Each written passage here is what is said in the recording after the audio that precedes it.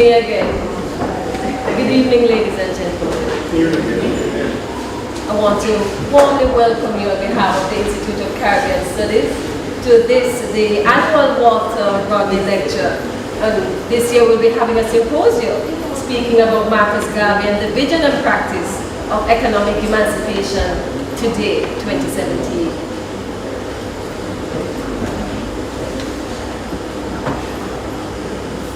Our coordinator of this event, Ajamu, located this symposium to explore economic ideas and practices that can challenge and undermine capitalism while addressing the collective and individual needs of the working class and build its capacity for self-emancipation.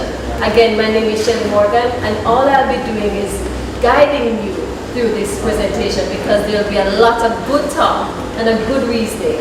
And let me now invite my good friend to give a warm welcome from the Institute of Caribbean Studies, Mr. Hugh Dabbs.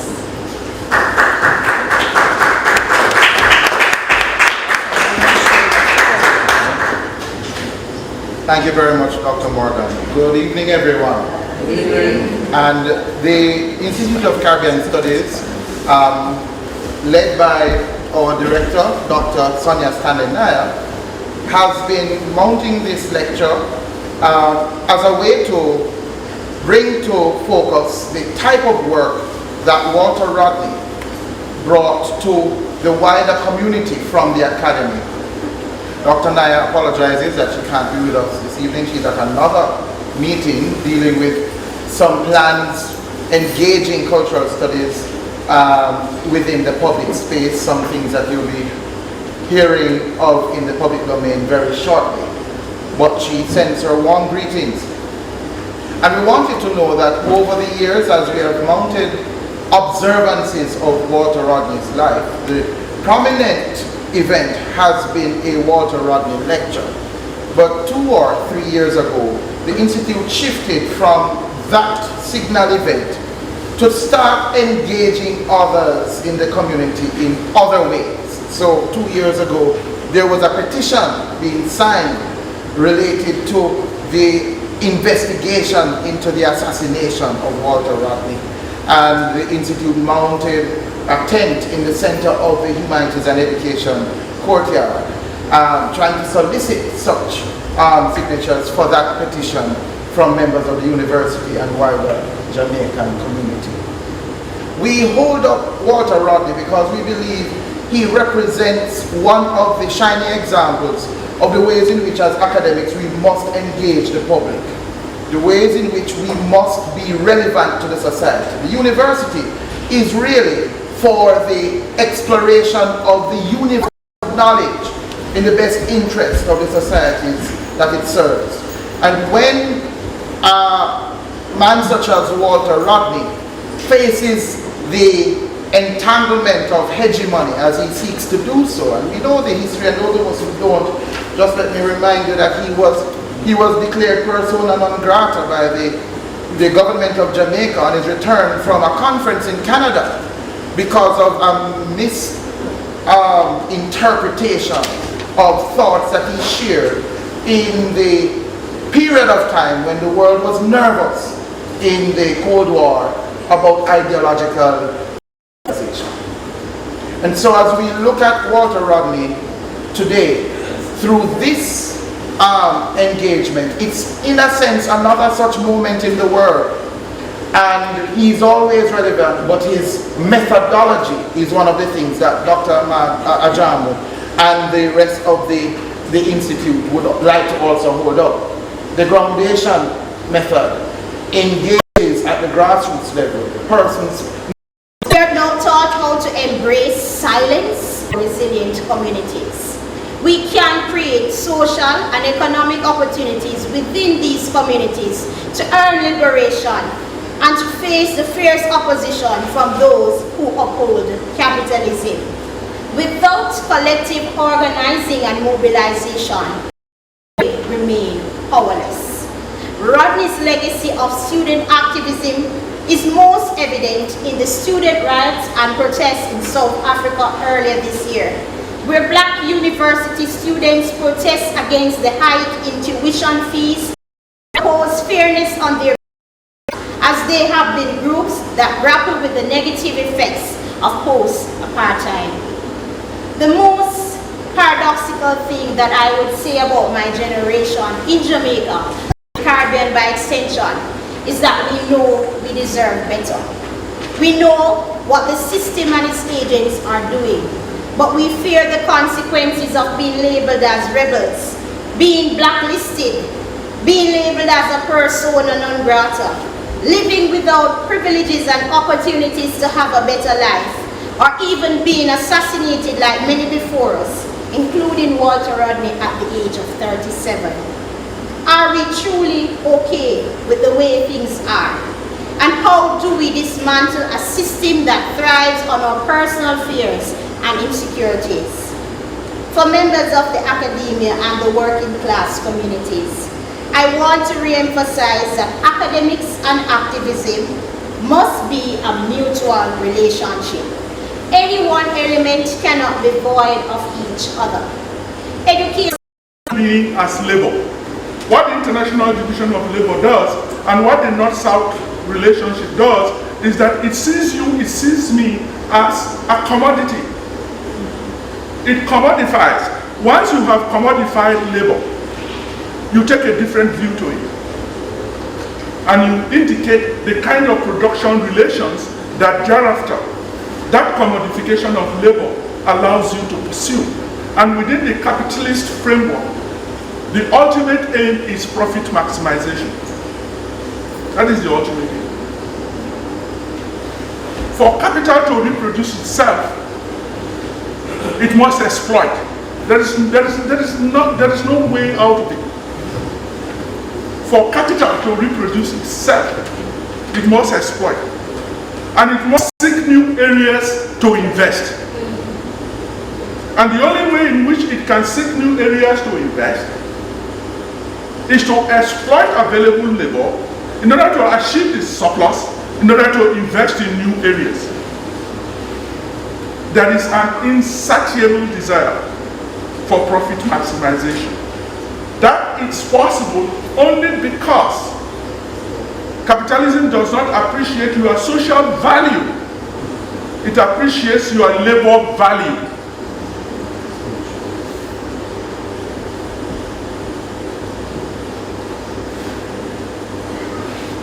Locate the human being as labor, a member of a workforce.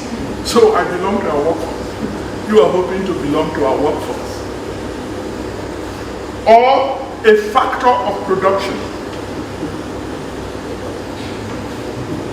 You are a factor of production.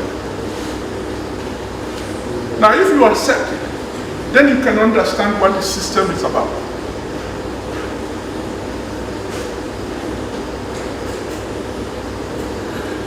A factor of production in the economy, eclipsing efforts to empower people as citizens to act individually or collectively for broader social change and political change.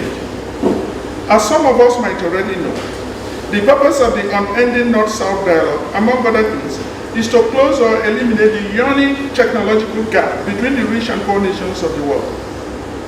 It is clear to me from the overarching theme that this symposium might be seeking answers to a number of related fundamental philosophical questions.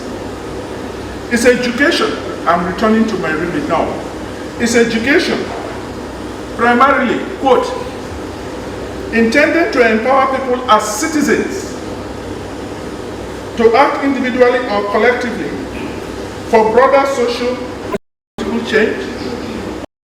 Or simply intended to prepare you and me as a factor of production? Is education after social consciousness, the type of social consciousness that does not place premium on you as a factor of production?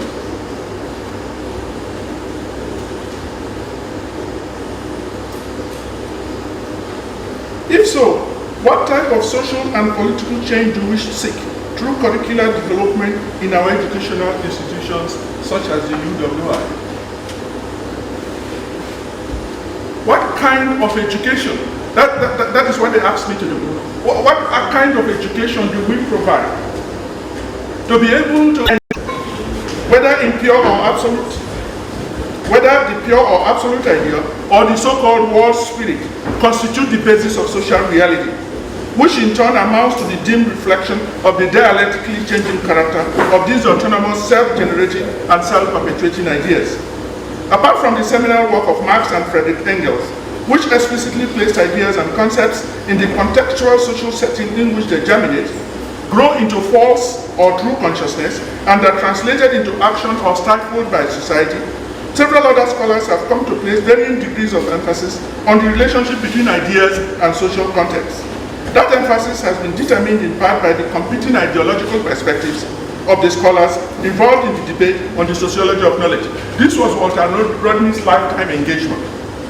If you understand Walter Rodney beyond the narrative, if you understand how the narrative is framed, this is how the narrative is framed. Walter Rodney was essentially contesting the epistemological foundation of colonial studies, according to which some people are primitive and some people are civilized. Some people are developed and some people are underdeveloped rather than developing. If you read Walter Rodney just on the surface, you might enjoy it because it's a narrative that is smooth sailing. But the message is far stronger and deeper than that. And the only way you understand that is to be able to understand the sociological foundations of what the narrative was saying or is saying.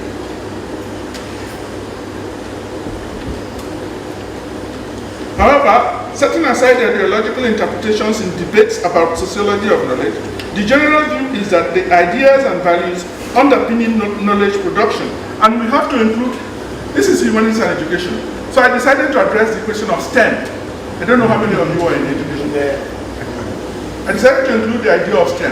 It's a much longer paper, I can't have all the time to deal with it. But I'll just offer a few thoughts and ask a few questions and perhaps ask you to answer rather than asking you to answer them. This would include the idea of STEM education in this category. Are ultimately meaningful and significant only when they are situated appropriately in their socio-historical context. So this new idea of STEM that they are selling up as a way of bridging the technological gap, which we do not interrogate but simply accept. We do not interrogate them because we do not want to challenge the sociological foundations of it. Because if we do, we are going to offend the imperial powers, who, for instance, have had to pay for the STEM curriculum and are now exporting it because it's part of the overriding way, intellectually, of sustaining the international division of labor and the global system that has placed us where we are.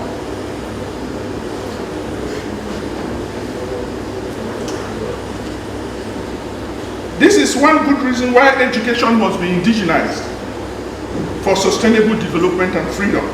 In the economic development process of underdeveloped countries, including the development of academic curricula in the universities, planners have often behaved as if the conditions in their countries were similar to those in Europe or America.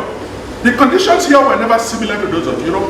We initially inherited the British curriculum. It's been indigenized. There was a time they denied that there was anything ever called West Indian literature, African history.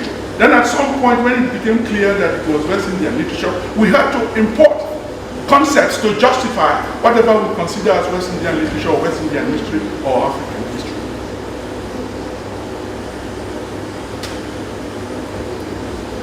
Consequently, they have often made the mistake of engaging in the wholesale importation or transfer of ideas and expertise from the advanced industrialized countries in pursuit of their own development.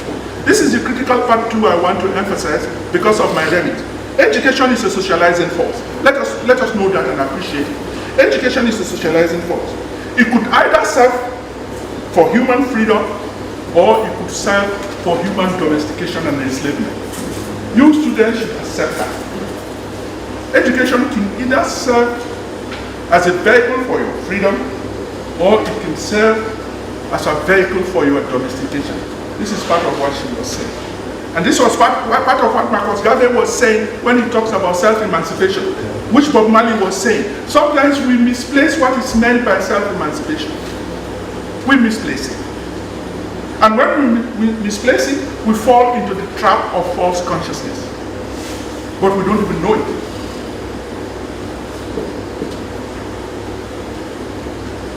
Educational systems are designed to function as props to a given society, and the educated in the young age groups automatically carry over values when their own time comes to make decisions in society.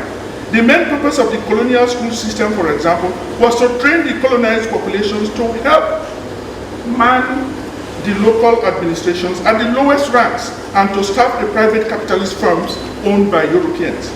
Because too much learning was deemed to be superfluous and dangerous for the colonized population, secondary education was rare, and other forms of higher education were virtually non-existent throughout most of the colonial era.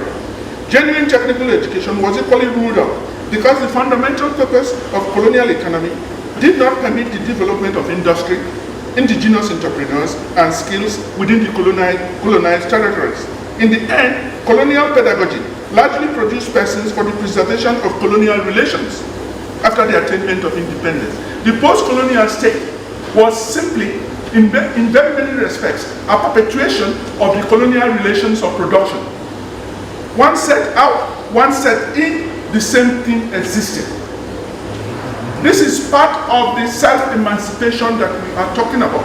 And the only way it can begin to happen and happen seriously is the re-conscientization of society through an indigenized educational system that takes account of local situations rather than what happens elsewhere as the basis of self-development. The second aspect of the remit tells me about advancing community development. The first part of it talks about advancing community development. Bullet 4 of the paper that I was given says, you intend to organize collective economic development project. How do you organize collective economic development project when there isn't the basic notion of who am I? What am I engaged in this for? And for who? Until that level of self-emancipation is achieved, we will continue to suffer the basic problem of not being able to realize what exactly it is that we are pursuing. And any group that does not understand what exactly it is that they are pursuing are trapped in false consciousness. You may not accept it, but you are trapped in false consciousness. And so you make the wrong decisions. You pitch your attacks at the wrong individuals because you do not have a clear consciousness as to where the problem lies and how these problems can be resolved.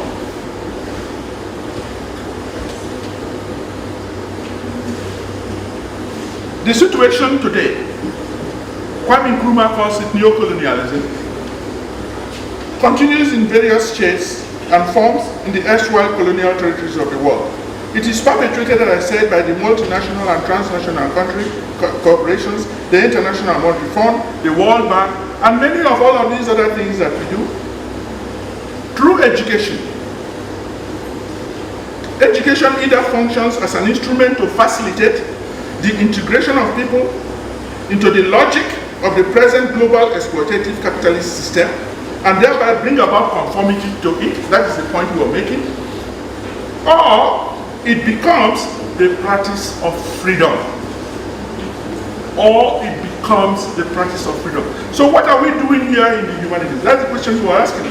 What are we doing here in the humanities? How do we as program designers carry with us this consciousness into the kinds of programs that we design and deliver? How do we as university administrators in countries that have been through the kind of historical experience that we are addressing today, carry with us this kind of consciousness? How do we as leaders of the state called Jamaica carry with us this kind of consciousness that we are talking about in the kind of social policies that we design?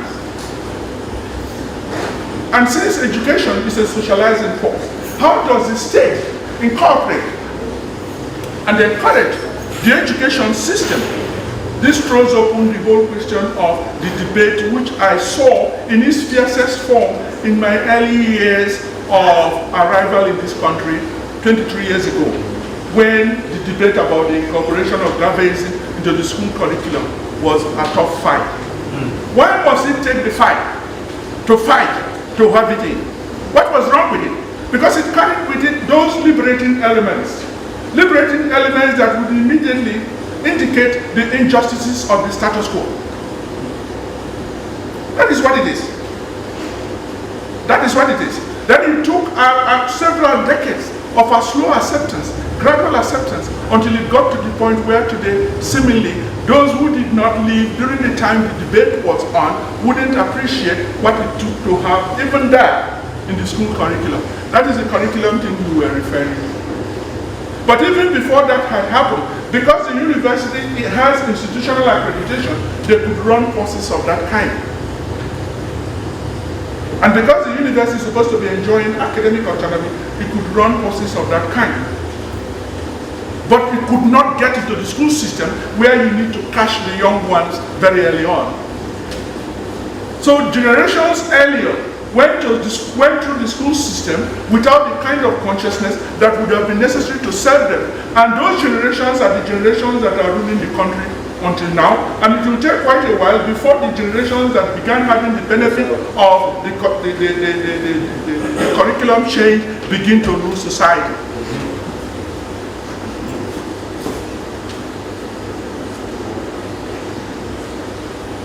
Education as practice of freedom is the means by which people deal critically and creatively with their reality, and also discover how to participate effectively as citizens, not as factors of production.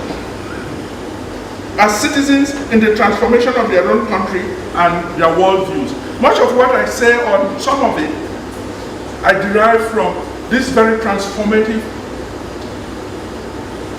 university lecturer and activist, Paulo Freire, in The Pedagogy of the Oppressed. If you're able to find that book, sit down and read it for yourself. And you would see, and you would see how his thinking coincides with that of Walter Rodney and coincides in various ways with that of Marcus Garvey.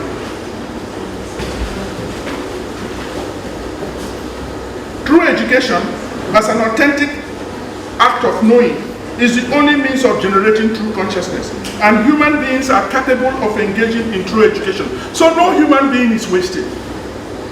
Why? Because the human being, unlike the animal, is the only creation that can reflect and reflect on his or her reflection.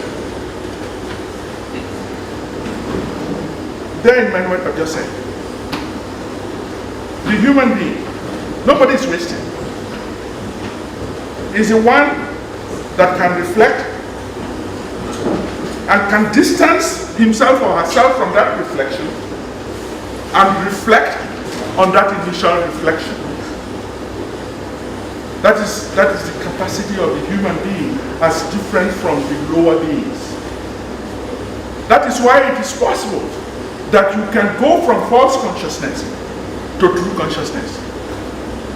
And it is this basic thing that should make you not to lose faith in humanity. If the revolution has to come, one day it will come. But it may not come now. But it may come because there is somebody who has thoroughly gone through this process, believing in humanity and believing that through the organization that is put in place, you can encourage others to reflect on their reflection and move away from false consciousness to true consciousness, even as you debate what is false consciousness and true consciousness as you proceed. I will close now.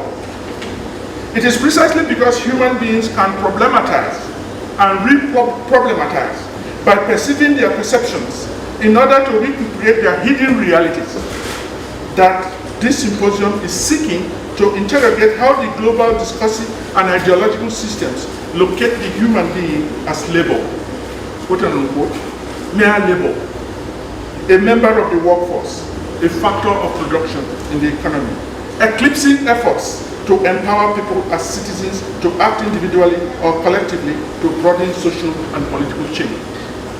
The humanities and the social sciences provide the analytical and critical skills for true education and knowing. Sometimes we think we know it, but when you ask the individual, how do you know that you know? That is when you know that that individual does not know. That's a fact. Sometimes we think we know, and we present ourselves as knowing. It is when you engage the individual and say to the individual, how do you know that you know? The individual may even get irritated. But until you ask yourself at every critical juncture, it seems to me I know. But how do I know that I know? This is how you can begin to engage in that process of self-liberation.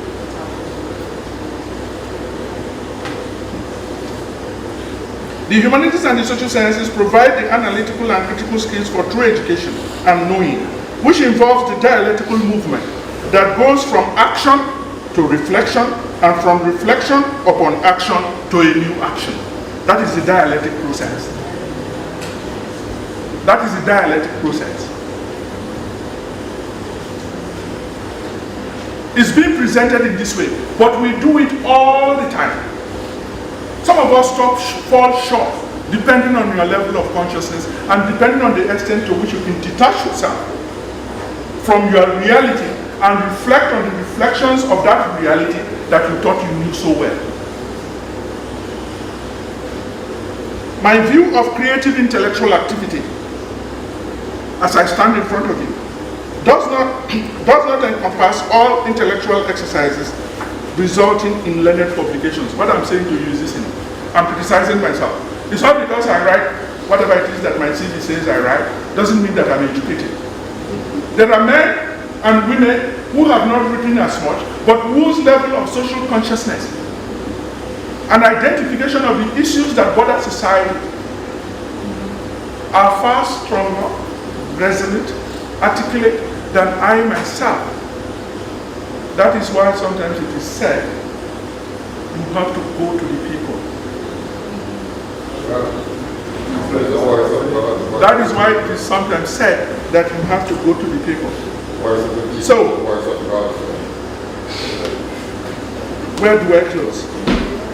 I close by simply reproducing what has been something that we learned right from undergraduate college to postgraduate college. And now that we're lecturers, and it's a quote from Karl Marx. Philosophers have only interpreted the world in various ways. The point, however, is to change it. The point, however, is to change it. It is not enough that I speak to you all this big grammar, and that is where Walter Rodney is different. He went into the trenches. And that is where Marcus Garvey set the pace. He took the bull by the horns. Much of us, many of us, remain in the air-conditioned classrooms and preach all the theories. Philosophers have interpreted the world in different ways. The most important thing is to change it. Thank you.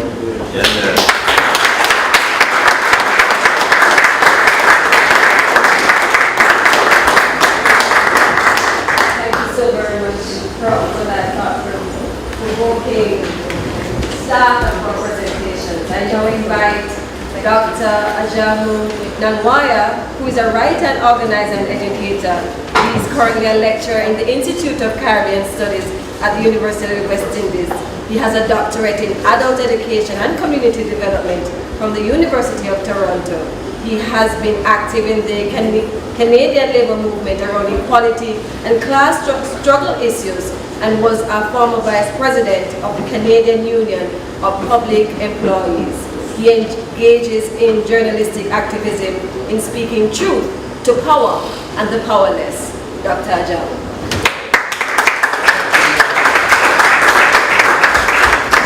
Thank you, Dr. Comrade Shelley.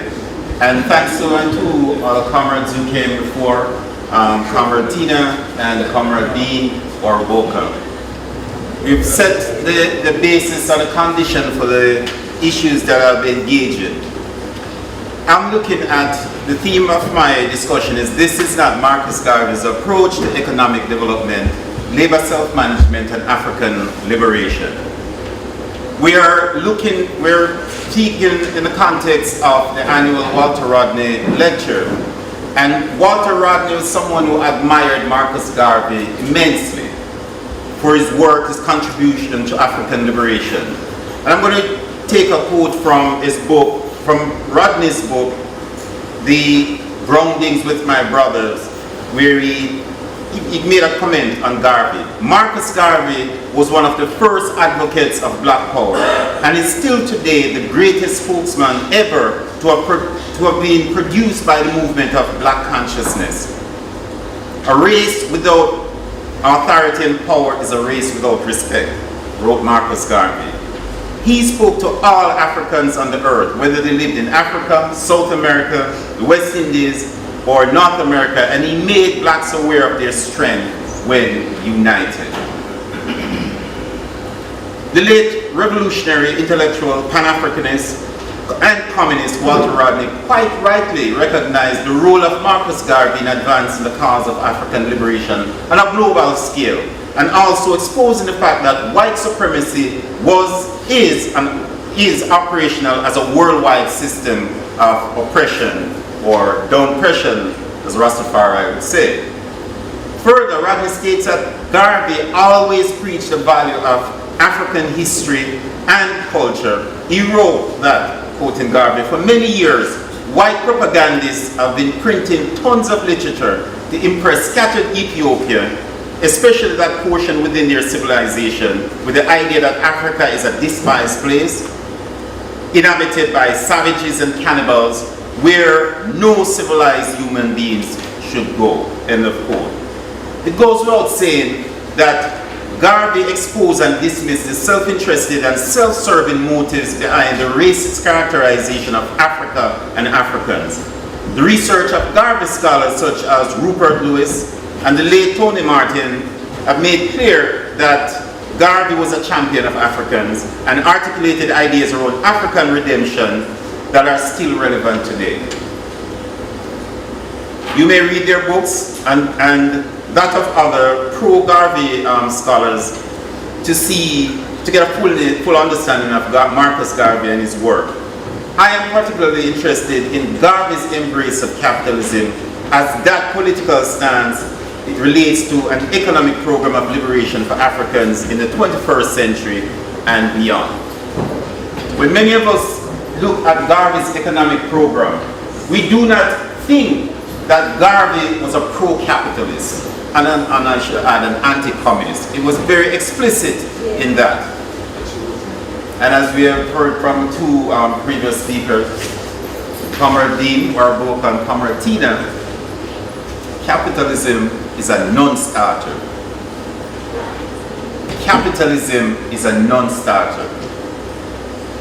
So besides the robust and militant advocacy of African self-love and self-determination, Marcus Garvey is probably best known for his race-centered vision and his practice of business development and entrepreneurship by Africans and for Africans on the African continent and the diaspora.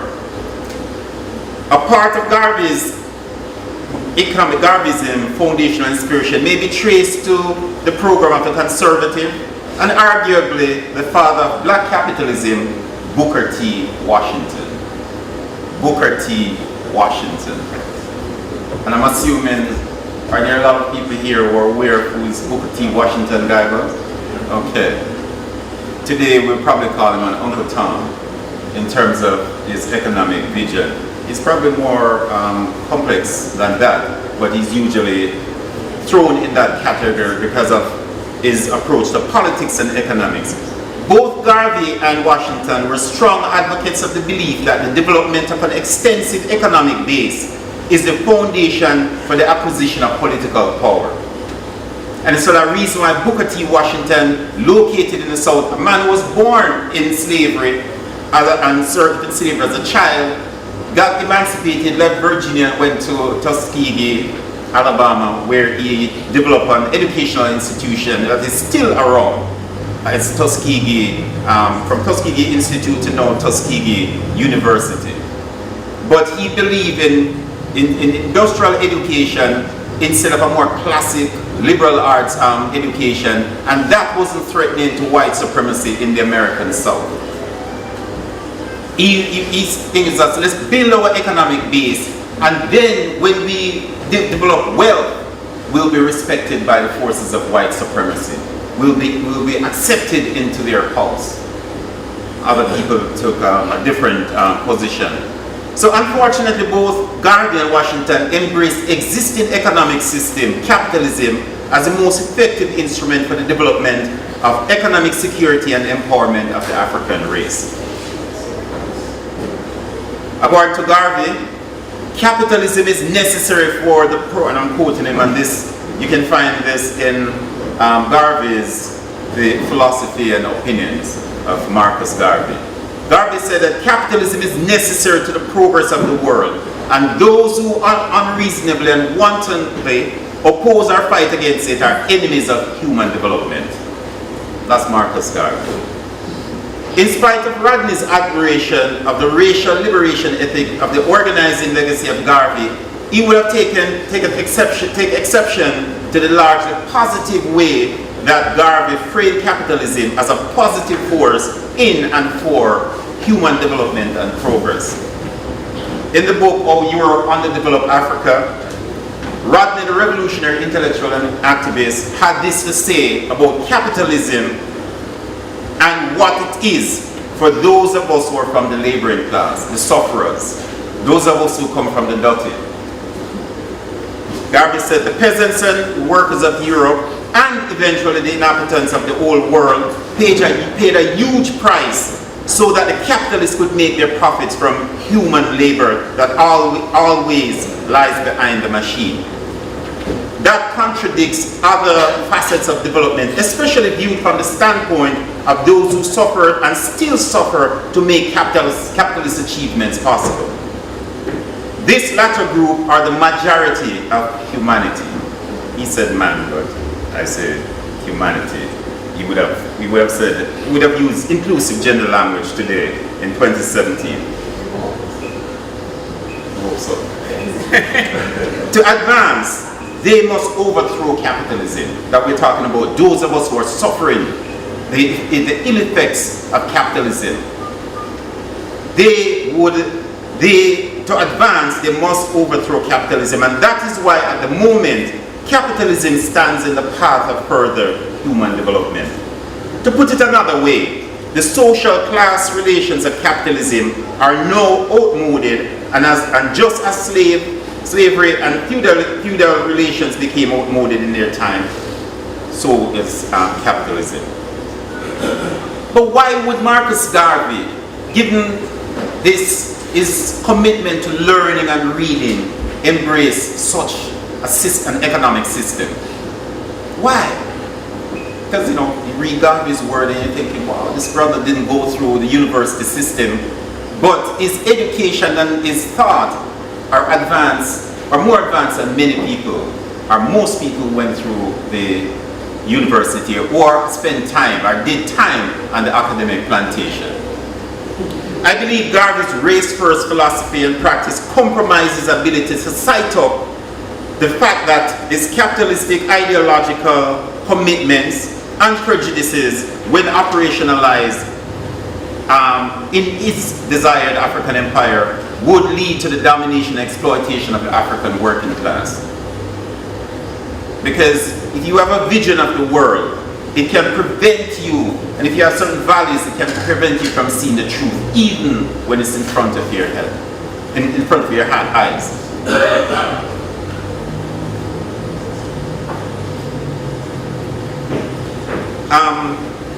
While when we look at people like Bob Marley and Rodney, they were able to cite up the reality of this Babylonian system of capitalism as a blood-sucking vampire. Bob Marley sang about it in Babylon System. They were able to see that, but not Garvey. Garvey wasn't able to observe or to appreciate the oppressive character of capitalism. So, the thing about Garvey, he recognized that there must be some limitations on the extent of ownership under capitalism, where he said an individual shouldn't own more than $1 million worth of assets, and a company shouldn't own more than $5 million. But today, we're talking about $1 million in investment and $5 million. That's a small potato. Garvey would have to change. Another aspect of Garveyism, and you can find that in his philosophy, the philosophy and opinions of Marcus Garvey. Garvey also advocates what C.L.R. James would call state capitalism.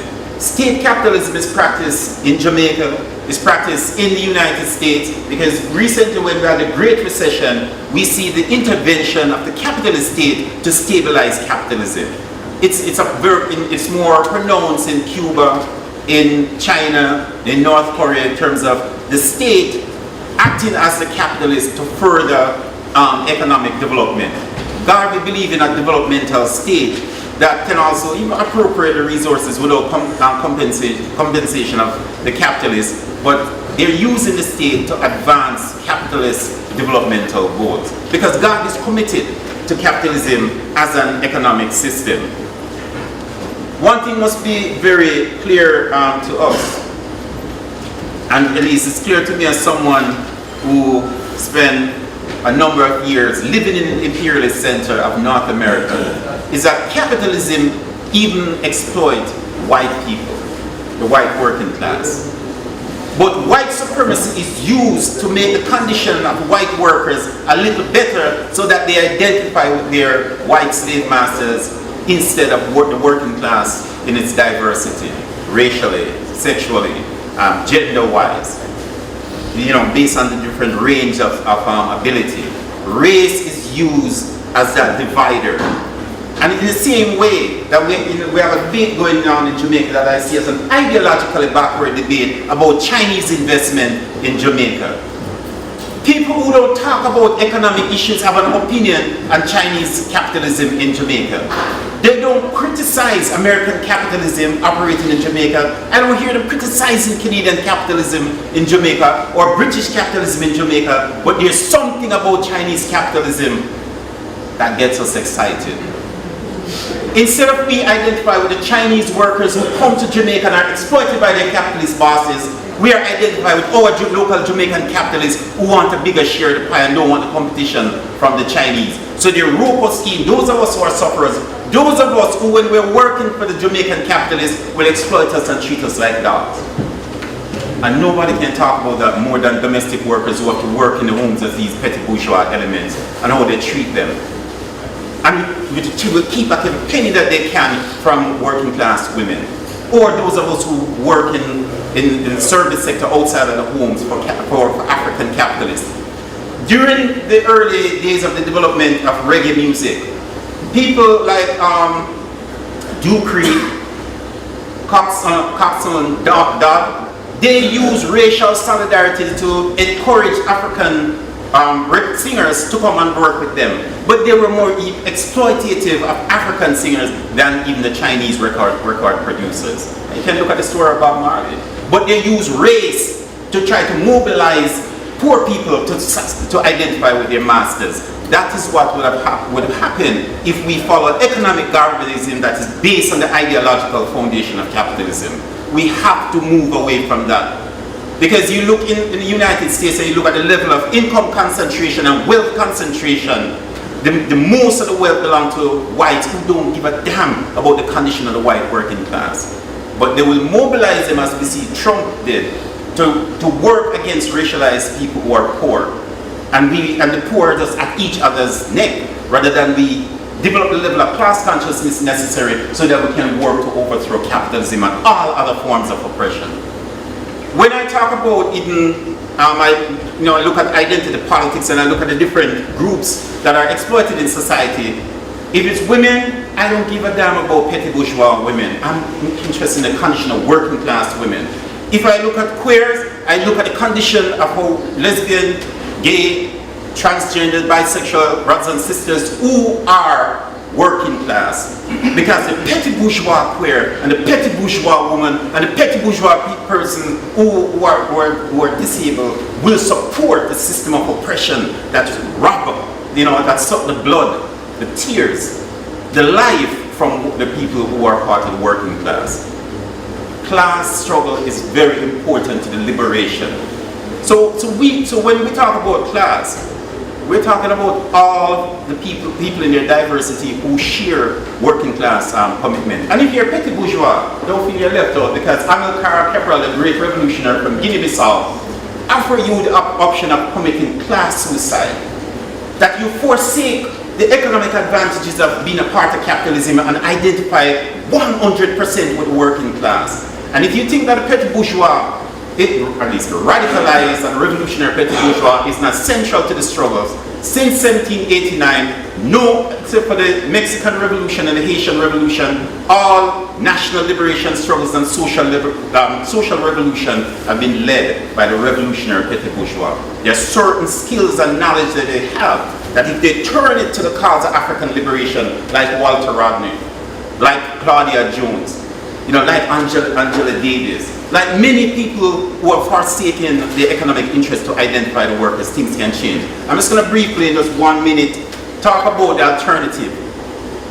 We can develop a program of cooperative economic development in Jamaica in the 1970s. We produce an example to the world of the possibilities of workers not being workers, but being humans who control and manage their workplace. As imperfect as that example was, the sugar worker cooperatives in Jamaica, it showed that working class people, if provided the knowledge and the skills and a changed consciousness, can manage and own their workplace. If we don't want to be a factor of production, then we can start to organize on that basis. Some people are complaining and say, okay, the businesses are being owned by Chinese and other forces.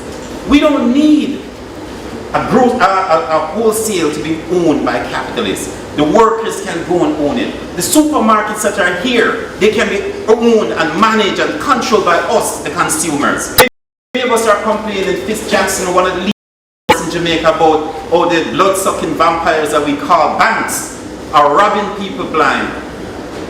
We have credit unions that are owned and controlled by us, the members, but instead we take our money and deposit it in capitalist banks. Credit unions offer loans, they offer student loans and other forms of loans. We don't need capitalist banks. Why are we financing our own oppression? We need an alternative approach, and I believe that traditional African values that are associated with non-state formations can rescue us. It provides values around mutual aid, solidarity, empathy, care. These are what we need. We don't need the dog-eat-dog values of capitalism, the greed, the self-centeredness, the selfishness of capitalism. That is destroying us in many ways. And I'm just going to close on this note, and I can elaborate on the economic possibilities because of worker self-management and cooperative economic development as a transitional way out of capitalism.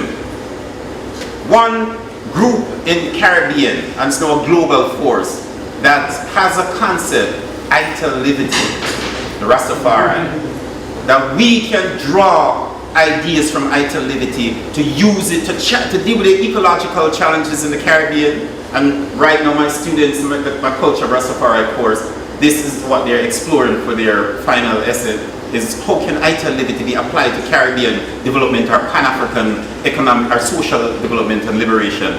It can address economic questions because a part of italivity is Rastafari's commitment to the non-commodification of land. Land shouldn't be treated as something that's bought and sold. Land should be available based on your use for it.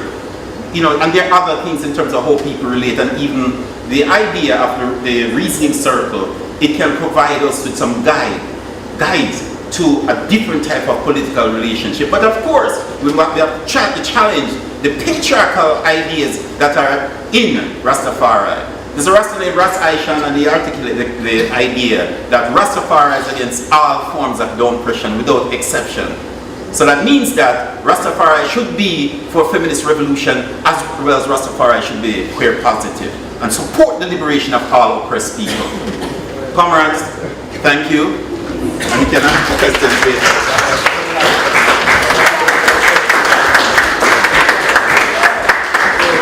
Thank you very much, Comrade Ajamu. My job here is to steer you through these conversations. And it's very hard because I have it writing from Ajamu. Shelley, keep me to the 15 minutes. And you realize what he said to me. Give me a few more minutes. So we have a set of panelists who are very passionate about talking about Marcus Garvey and economic emancipation today. And now let me invite Sharon Oshun Parris-Chambers, Deputy Coordinator of the Pan-African Federalist Movement, international publicist, as well as author.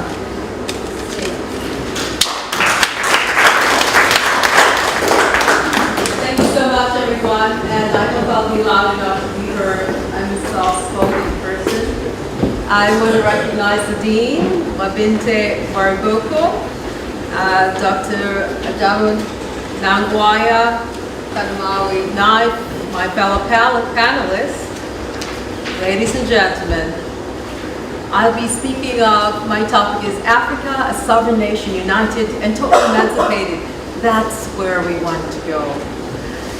Part of my presentation will be skewed towards the Pan-African Federalist movement, as you see I'm a member. In honor of Walter Rodney, freedom fighter for justice, empowerment, and equality, the people's advocate, I refer to this excerpt from a review of the African political economy by Parris-Chambers.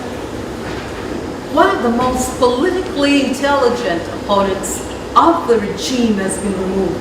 A prophet of self-emancipation of the working people has been silenced. And that was on Friday, the 13th of June, 1980. A partisan of the liberation of all people is no more. The WPA and his comrade in arms will carry on his work. Indeed.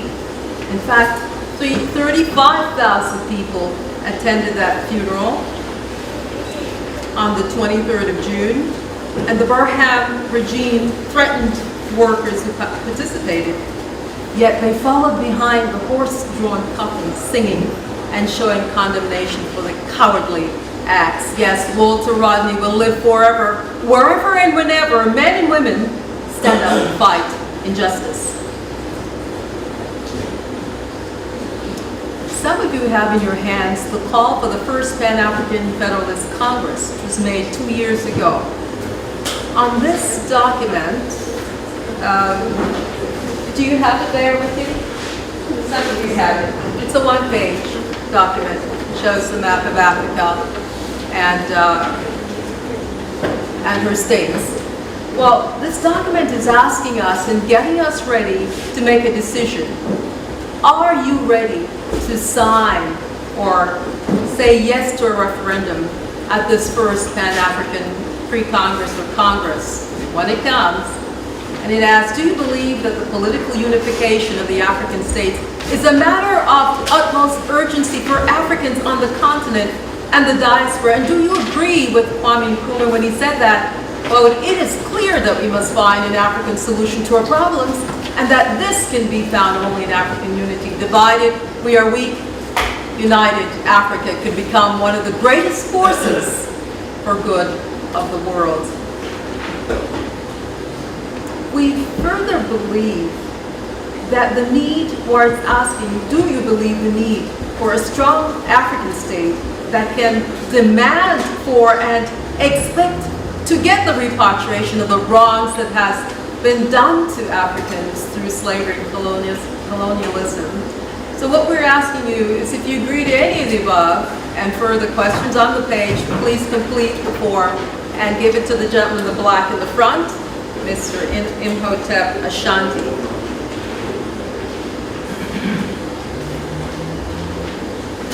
Ladies and gentlemen, How long will Africa and its diaspora carry the stigma of disunity and underdevelopment? The 21st century has been called, 20th century, 21st century, called time for African Renaissance. A time to reclaim our sovereignty. Samuel Nkrumah, who is just here on the island, he left today, asserts a resurgence of Nkrumahsm. The Pan-African Federalists, of which she's a part, are actively campaigning in 20 African states and the diaspora for unification of African states. This is called Pan-African Federalism. States are required to give up some of their autonomy to a central government which will protect and manage their sovereignty. You've heard something similar before, called the United States of America, but we are the United African States. We are including the continent and its diaspora. Marcus Garvey and the vision and practice of economic emancipation will underpin my presentation, and I might add, in the same way Garvey's philosophy and writings inspired and rekindled African nationalism in Ghana and Pan-Africanism the world over, evidence in books and speeches by Kwame Nkrumah, as in Africa Unite and others, Walter Rodney, Dr. Martin Luther King Jr., Reverend Dr. Malcolm X, and the music of Robert Nesta Marley, and the words, emancipate yourself from mental slavery, none but ourselves can free our mind. The philosophy of Garvey, I think, can be found everywhere in the world, and much of it is written or etched on many of our hearts and our minds. I have a 10-point, I'm sure I may not get through all of them, but the presentation invitation to speak is looking for a practice of economic emancipation today. And I'm proposing here a capacity to implement our own core programs within a union of states. In the core focus of the Pan-African Federalist movement, here we are moving from dependency to true emancipation. Recently we were told by Donald Trump in his address to the UN that his advocacy is for America to do what is in its best interest. And therefore I say to you, Africa should do what is in the best interest of Africa. Empowering our people, a grassroots coalition, aware of their human and social capital, committed to revolutionary change. This is being cultivated within the African diaspora as we speak. It's a bottom-up push that will deliver African sovereignty back to the people. We are told today by one of the speakers, earlier speaker, we must extrapolate wisdom from the grassroots, from groundation, Dr. Dowse. We must not pretend as though we have all the answers. The Garvey model of steamship luxury liners owned and operated by Africans is a dire necessity today to rechart the seaworthy course of traveling to Africa. Imagine, from Barbados, it's a straight course to the Horn of Africa. Why do we need, next, why do we need a visa to go to Africa? Samuel Nkrumah asked me 2 days ago when we were discussing with her establishing a proper Ghanaian embassy here in Jamaica. Does Jamaica need a visa to go to Ghana? She says, well, I don't need one to come here. What do you think? We do. Develop a Caribbean airline and that serves Africa. That's my 5th point. I'm getting through it quicker than I thought. Develop a global secure communication network for use by the African diaspora.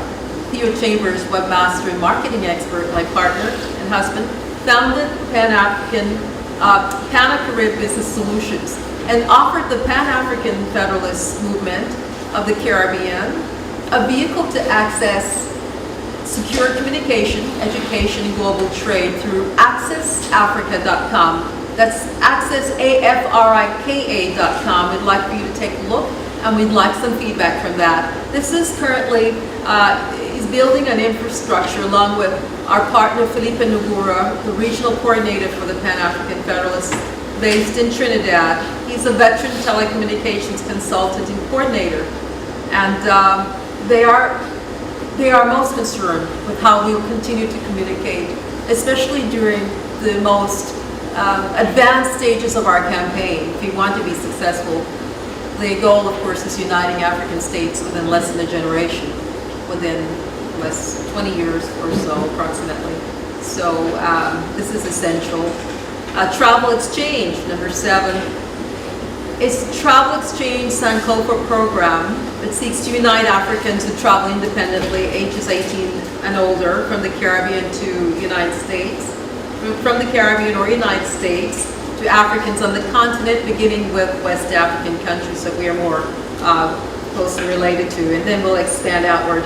These would be cultural immersion programs of 1 to 3 months or longer, where visitors can stay in villages and learn the language, the lifestyle, and just immerse themselves in Africa, the motherland. Upon completion, they would be required to present a journal and videos of their experiences for credit. Conversely, Africans seeking knowledge of our Pan-African heroes and heroines would come here to Jamaica and the Caribbean.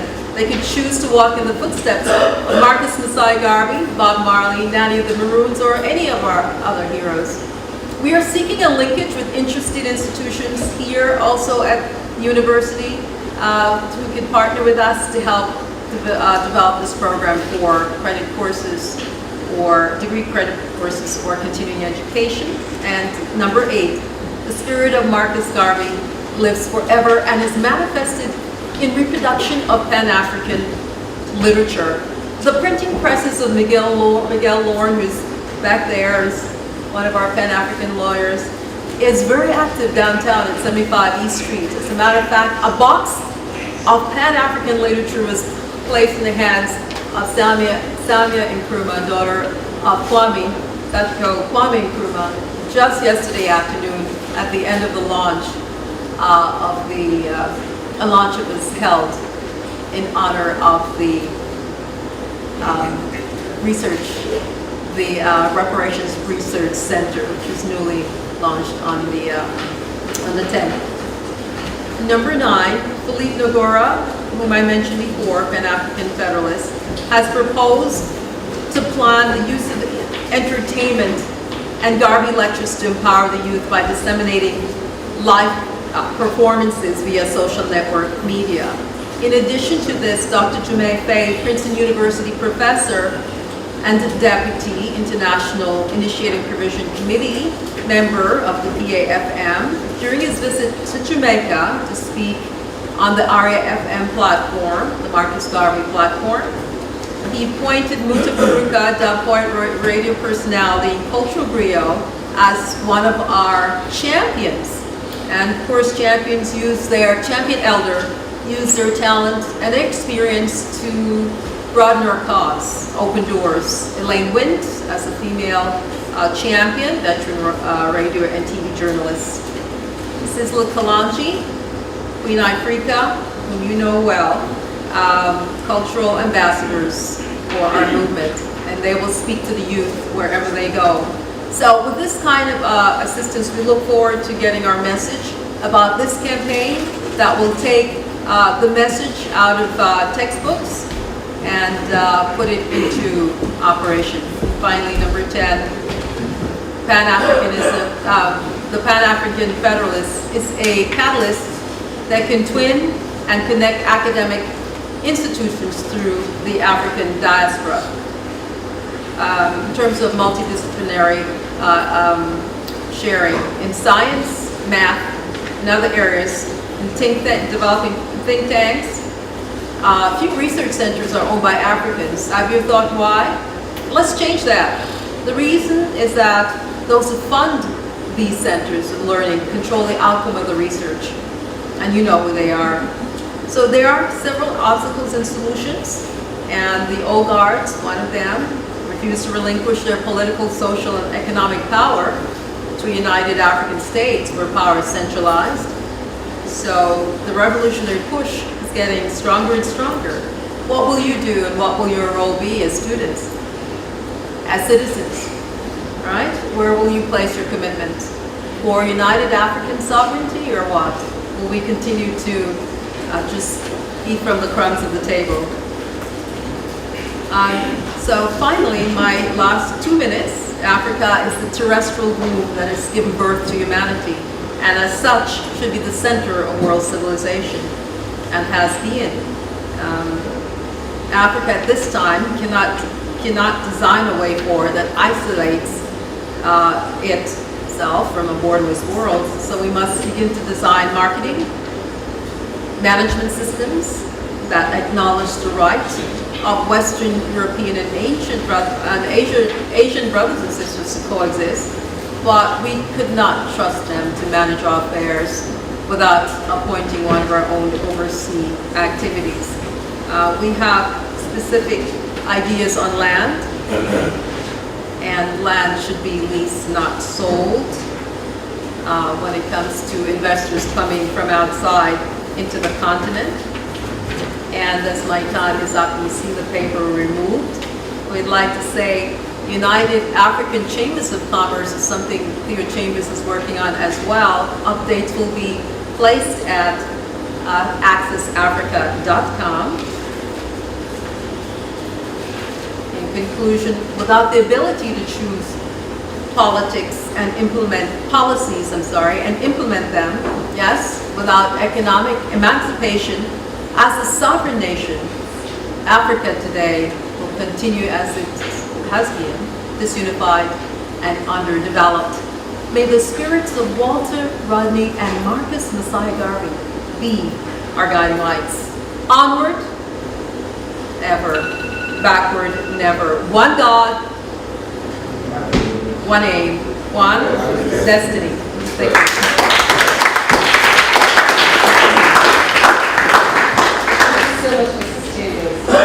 Next speaker is Latoya Nugent. Latoya Nugent is already well known for her dedication to promoting inclusive development and the rights of women and equal rights of women and girls. In November 2014, Latoya co-founded Women's Empowerment for Change, Lead Change, with 20 other lesbian and bisexual women. Lead Change is dedicated to increasing the participation of lesbians, bisexuals, and transgender women in advocacy for their economic, social, and political rights, and creating safe spaces for them to vocalize issues, socialize, and support one another. That's all. Please join.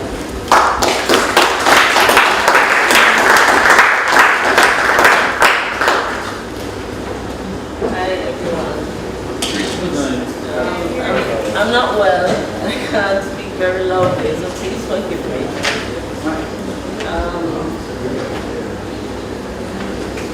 I'm a little bit nervous about this presentation because everybody has been critiquing capitalism, and I think I'm a fan of capitalism, but I hope Ajamu won't crucify me.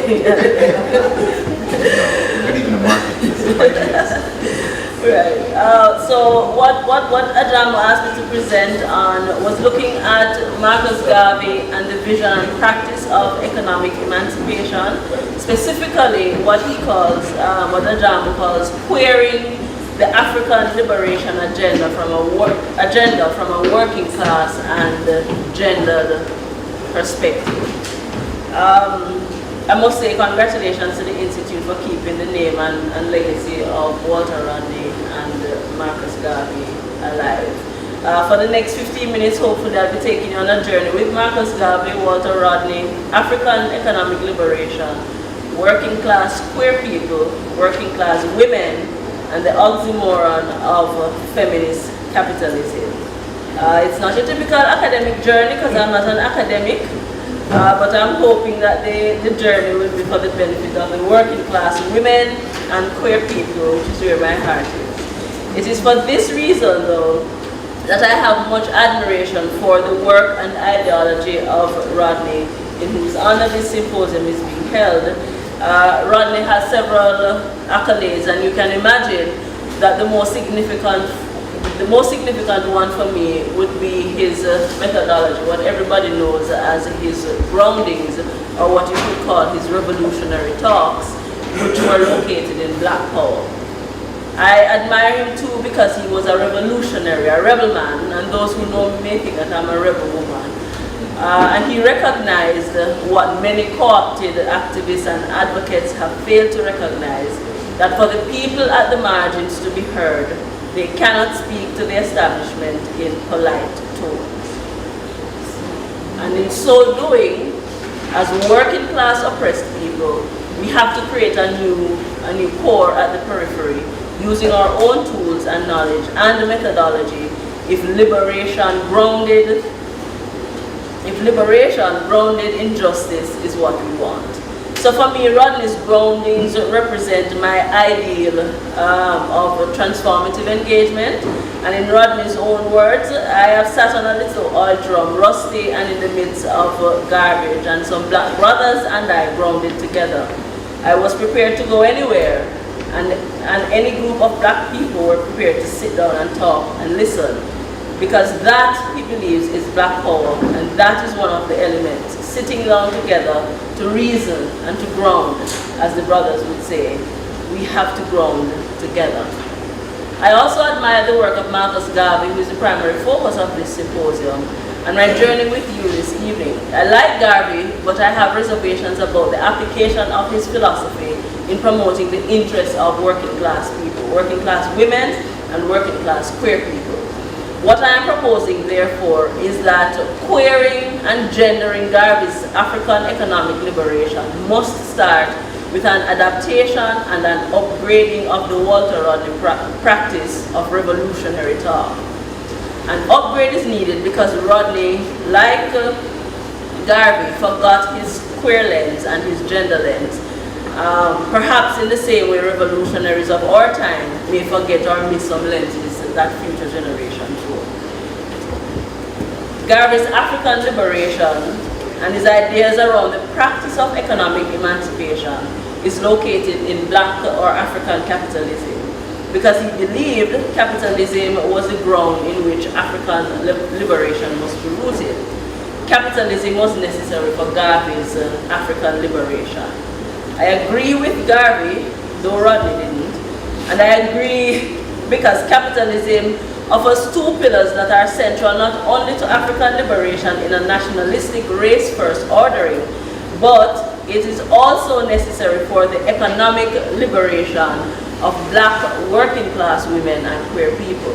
And the two pillars to which I refer here are profit and frugality.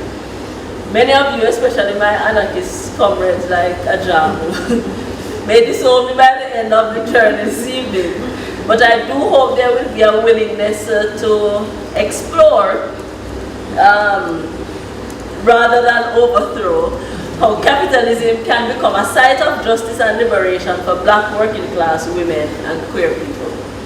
While Garvey and I agree with the centrality of capitalism to African liberation and the vision and practice of economic emancipation, I will explore some points of departure, chief among them being his nationalism and how it invisibilizes minority populations and working class experiences. Garvey's African liberation forgets almost every unit of analysis except race. And though Garvey was mildly progressive in respect of women's liberation, his views of women who were in the political movement was steeped in white patriarchy and a mirroring of the successful white woman of status. The final lap in this journey will talk you through my working ideology of a feminist capitalist ordering of society towards an idea of African economic liberation that is not limited to men and women of status, but which includes working class women and queer people through the mastery of financial literacy and management, the pursuit of profit, and the practice of frugality, all of which I believe must start with queered and gendered versions of Rodney's groundings. So welcome to the journey. And before I go any further, let me just say I'm experiencing a kind of what academics call cognitive dissonance with the term queer, because I do appreciate the ease with which it allows for conversations about people who do not fit dominant ideologies of sex, sexuality, and gender, but I hate the word.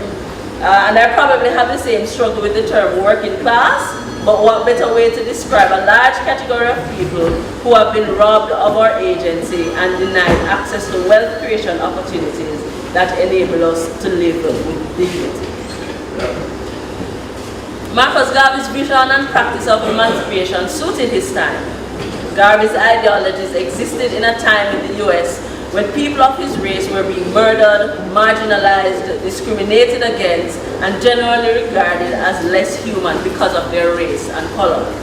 Garvey understood white power as located in economic liberation and independence, a liberation he believed needed to be capitalist in orientation.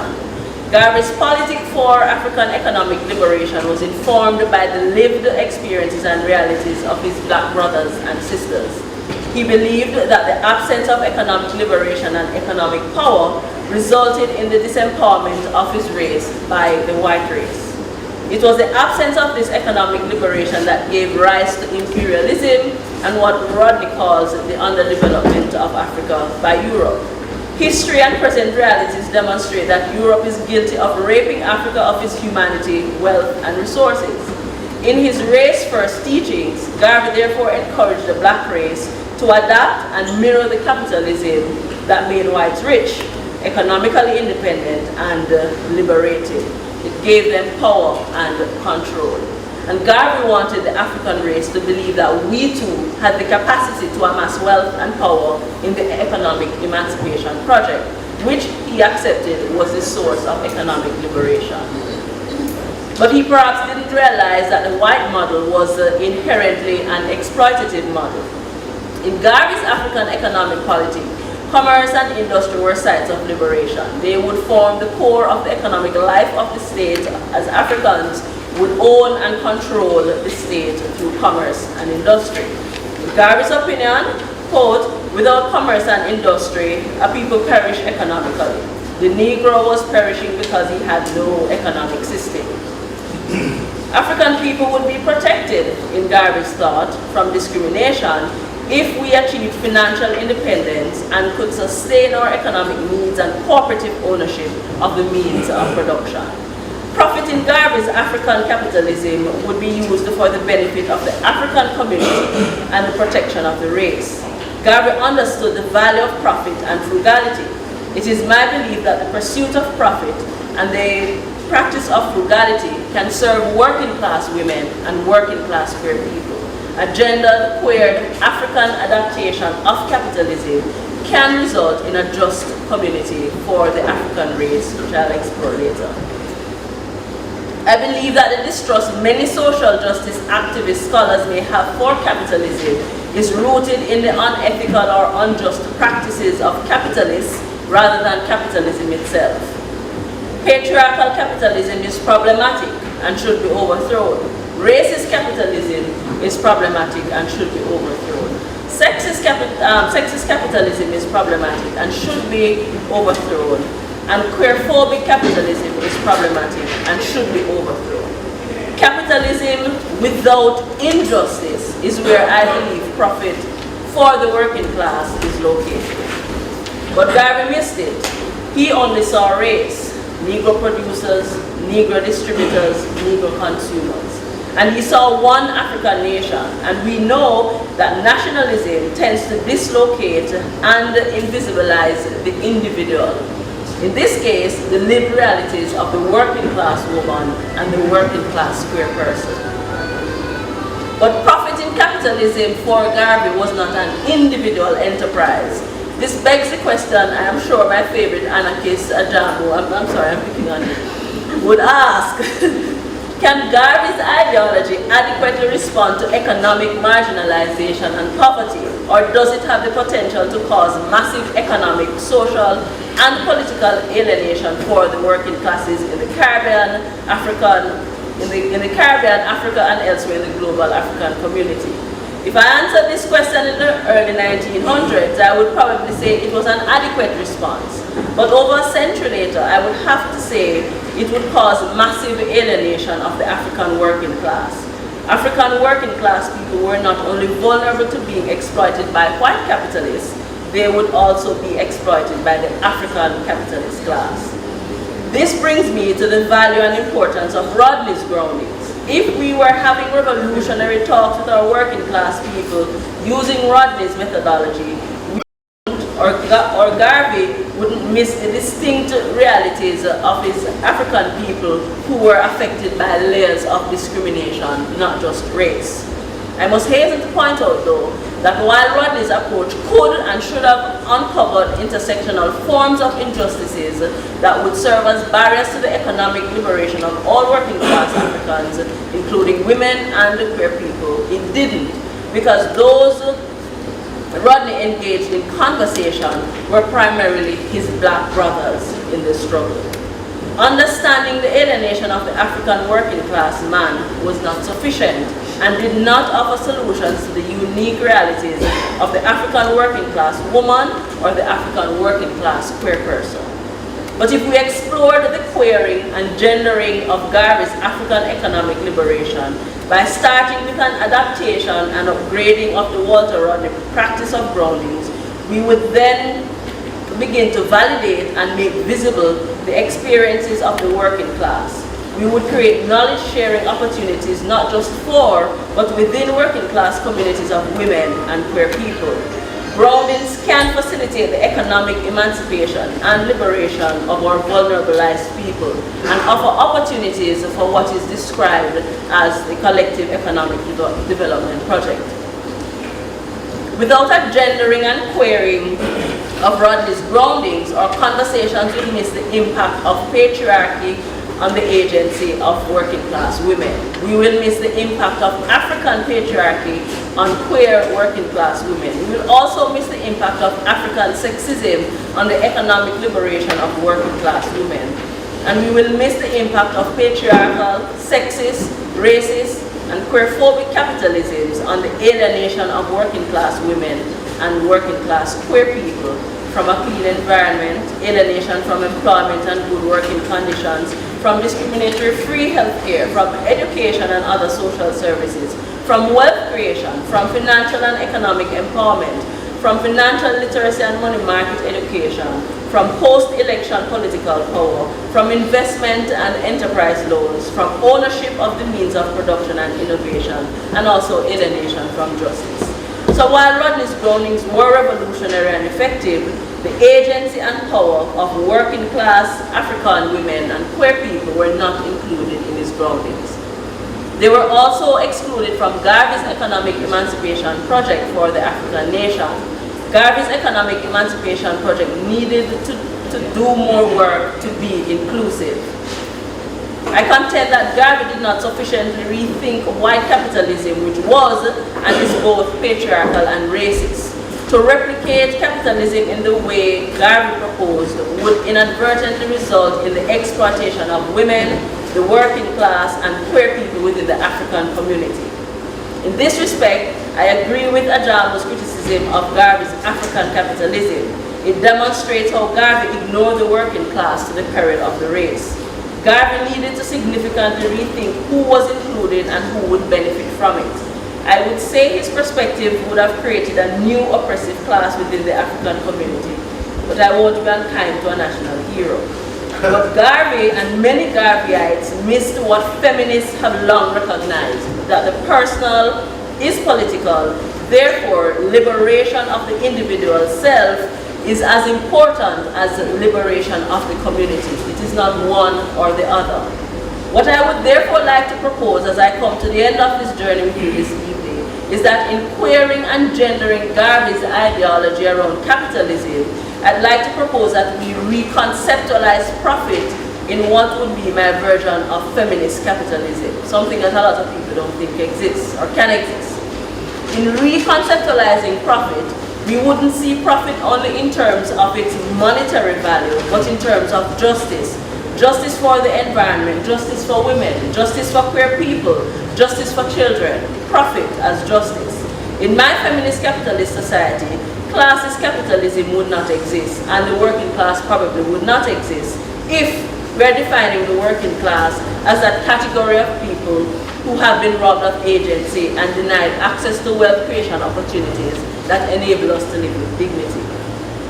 If profit is reconceptualized to include the cleanest possible environment, the best possible schools in communities, the best working conditions in all places of work, the best possible care at hospitals, if those become the indicators of profit, I think we can envision a feminist capitalist society that has profit and justice at the center. It may sound impossible or unlikely or utopic to many of you, but another pillar of capitalism that I appreciate can make this possible, and that other pillar is frugality. Frugality is about being thrifty and avoiding waste, delayed gratification, and a refusal to be slaves to consumerism. You may ask, how will this contribute to the economic liberation of African working class women and the queer people? And I will use the example of a program which I'm closely associated with. It's called Money Justice Live, which is an online series of conversation that is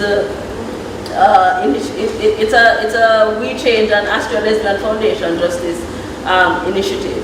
Money Justice Live is grounded in the idea of Rodney's groundings. It's a technological upgrade and an audience upgrade in terms of diversity. Money Justice Live is a 5-part series, a conversation series with a working class father of 3 daughters who grew up in a working class household, and he ensured that his parenting included the socialization of his daughters to value mastery of financial literacy and financial management as essential for financial independence. From as early as primary school, he taught them how to save and how to invest in the stock market. He taught them through his own informal education and groundings how to understand the money market and access it as working class women, and use that knowledge and access to improve their financial standing while investing in their education. Money Justice Live is conducted in the style of Rodney's groundings between, and the father is my father, it's between my father and I. And it's for young women and for queer people, giving them advice on how to get on that journey of financial independence. The conversation targets working class women and queer people with humble earnings, and it promotes frugality as a starting point for profit in the long term. Profit as providing for your children the best possible education. Profit as being able to save and invest for self and the future of your children. Profit as using resources carefully and protecting the environment in doing so. And the feminist capitalist spirit of the conversation series is evidenced by the continuous sharing of that financial education and financial management skills with the people who have been robbed of agency and wealth creation opportunities. The working class people, the working class woman, the working class queer person. And the series will wrap up next week, but we have already been, we are seeing evidence of how the series is changing people's lives, changing their relationship with money and changing their relationship with the market. If we are able to create the kind of revolution that Rodney created through his grounding, if with conversations like Money Justice Live and other interventions, we are able to create the kind of revolution that Garvey envisaged through capitalism, guided by both feminism and race, we can create a feminist capitalist society that offers wealth creation opportunities for all of us, that does not require or demand exploitation of any group or category of people, and will eventually result in a profitable and just society for all people, even if some may end up having a little bit more than others. I believe upgrading Rodney's work and Garvey's ideology with feminist justice can change the circumstances for African working class women and queer people. It's feminist justice and feminist capitalism.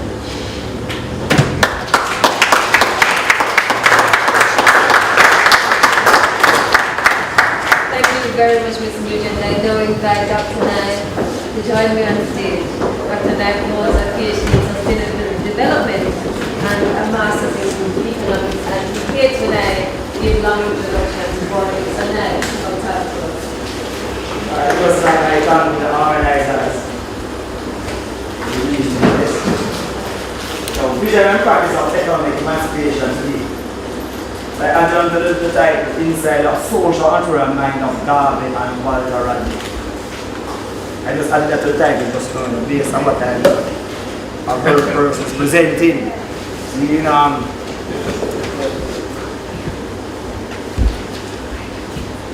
Walter Rodney, people say Walter Rodney is a communist. You heard that in the presentation. Marcus Garvey is a capitalist. That is coming out in the presentation. And so while I was sitting there, I started to think, what's the definition of a capitalist and a communist? Remember my own bias as Rastafari, I will burn every ism. Socialism, capitalism, communism, all of the isms have been problems because they don't originate amongst the people. The context and space and place in which they originally determine how they are practiced, nothing to do with our people as well. So I just said to myself, what things were done by those persons because they can define something based on the actions of the persons. I'm really never really try to go deep into analyzing what those persons did and then say, okay, this is what they are. We cut and paste a label and put on those persons. For example, we start with Marcus Garvey. Marcus Garvey had an idea which says that we need to liberate a nation of people who are being oppressed in a particular space and place and time. And the liberation has to be holistic. You know, social, political, economic, cultural, all of those things Marcus Garvey did. That's why I have those programs, so you can do it from the programs. Marcus Garvey was doing this in a space and place where people think that he would have been taking risks. Of a persistent, of a innovative, of a creative, of all of these things. Now today, which word you would find somebody who is creative and innovative and take risks and is a disruptor of any processes? Is an entrepreneur, not no capitalist, not no communist, none of those things. But it's not just a regular entrepreneur. Because he was a mission-driven person who thought that they need to sustain the programs through an independent income stream. They can't be begging people to start out the program, especially those who are oppressing you. Now the term we used to call that today is social entrepreneur. Mission-driven organizations that sustain their activity through an independent income stream. And when the profits are made, they don't go into the pockets of the business person, but they're reinvested to grow the business and to finance the programs that help you to fulfill that mission. So we're invited to take a look at the model that Marcus Garvey had created. The UNI, it was an overarching organization. He established the African Communities League. And the African Communities League was the business arm. So on the African Communities League, you have the Black Star Line Shipping Company, which is a transnational trade organization, which made sense because around the time it was formed, World War II, World War I had ended. There were lots of ships there. Everybody was talking about Africa being the source of wealth. And there was no trade relation between African people and Caribbean people in a meaningful way. So as an opportunity to emerge as an entrepreneur, he was seizing that opportunity. But he also recognized that they need to build, they need to endogenize growth, and therefore what they did was to do what? Establish what? The Negro Structure Corporation. Today we call the Negro Structure Corporation micro, small and medium enterprises. He also established what we call other forms of business, what we call nano-enterprises today. Note, remember that capitalism is based upon what? Selfish self-interest. If you read Rupert Lewis's work, he will tell you that none of the money that Marcus Garvey was trying to generate was for his own personal gain. It was always to reinvest, grow the business, fulfill the mission. But the ones who only can't talk about Marcus as no capitalist and no ism being attached to Marcus. It simply means that we don't really understand what Marcus was doing because sometimes we still focus on the peripheral and not going to the root. I'm saying unapologetically, you know. It's the problem with academic people, you know. But we say we be more peripheral. When you really think some of these things and reinvestigate it. Walter. Tired of hear people talk about Walter and the communists. So I asked Prof. Lewis who I think is an author than these things at the last presentation. You know, because the Lord Dialectics was there saying that the British are communists. Prof seeing that clearance of communists and the dependence of theorist person. But one thing was clear that the brethren was saying we need to look at what is happening in our society and rethink the approach towards development. I'm tired of hearing people talk about Burnham. I said Burnham organized Walter Rodney, whatever, the killing of Walter Rodney. Friday 13th. Yeah, and nobody asked, so how comes Guyana, the only country in the world, just called the Corporate Republic of? Remember there's the name of Guyana, isn't it? Guyana, there's the Corporate Republic of Guyana. And them argue that Guyanese people, both Indian and African, will work together to build Guyana for Guyanese. That's how it started with Burnham and Jagan. And then all of a sudden there's a division between Burnham and Jagan. And then Walter, who had the same idea of advancing these people, there's a division between Burnham and Walter. So the division come about. Who sowed the seed of the division? So we keep complaining about Burnham but not talking about who sowed the seed of the division. As they get distracted by Burnham while them still sow seeds of division. So much so that we are still ascribing the same people who sow the seed of division titles to the people who we are celebrating. There's a problem, like a presentation. How do we know that we know? You know, and if we really liberating our mind, I know the enslaved people cannot serve free people. If they have an enslaved mind, they cannot serve free people. And sometimes the things that were so free but were so enslaved in the shock. Because we still see the people through the lens of those who enslave you. Well, you know why you can't say communism, but they can do it half you know.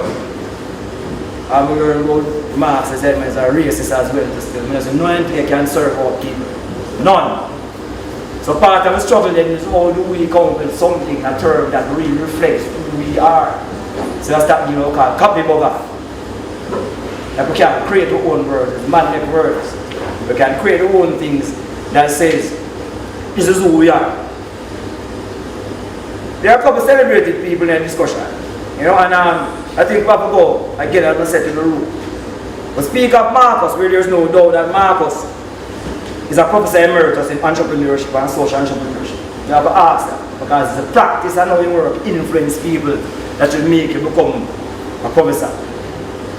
But also know the work of Walter and the crucials of the work that Walter did. But in between Marcus and Walter, there's a virgin named Arthur Lewis.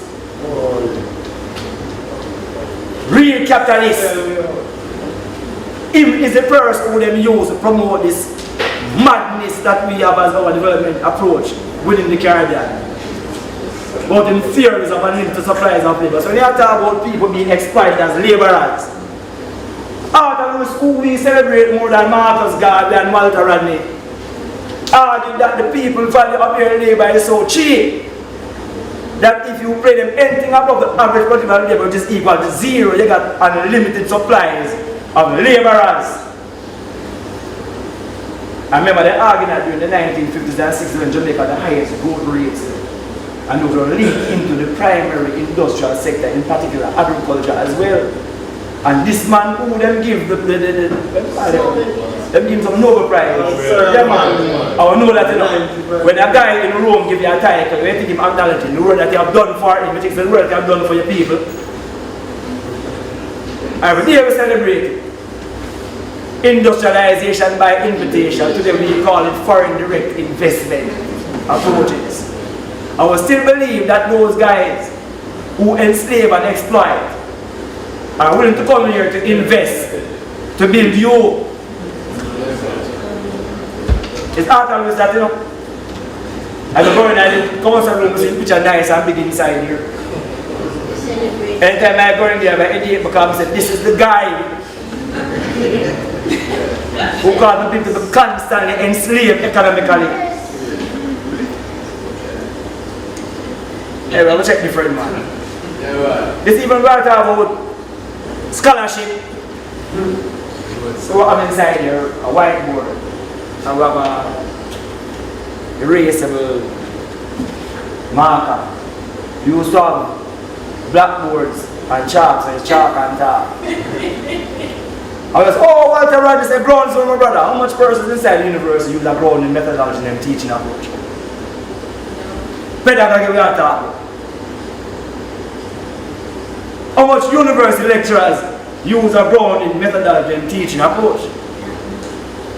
Them don't call it grounding, them call it experiential learning and reverse classroom. Learning by doing, where persons actually go into the field and do the work and assess them based on the work they do, and not based on memory. That's why a computer with a large hard drive so you can store memories. Memory this one. Your brain is for thinking and doing and practice. We don't need no enslavement of these things because people who are lecturers determine the teaching method they use in their course. So I talk about people, I know good them, they have a chance to practice, we're not practicing it. I will still expect the youths. And we don't even understand these youths now because we talk about Marcus 100 years ago, Walter Rodney like 70 years ago. Who are these young people that we have today in front of us? What is their mindset?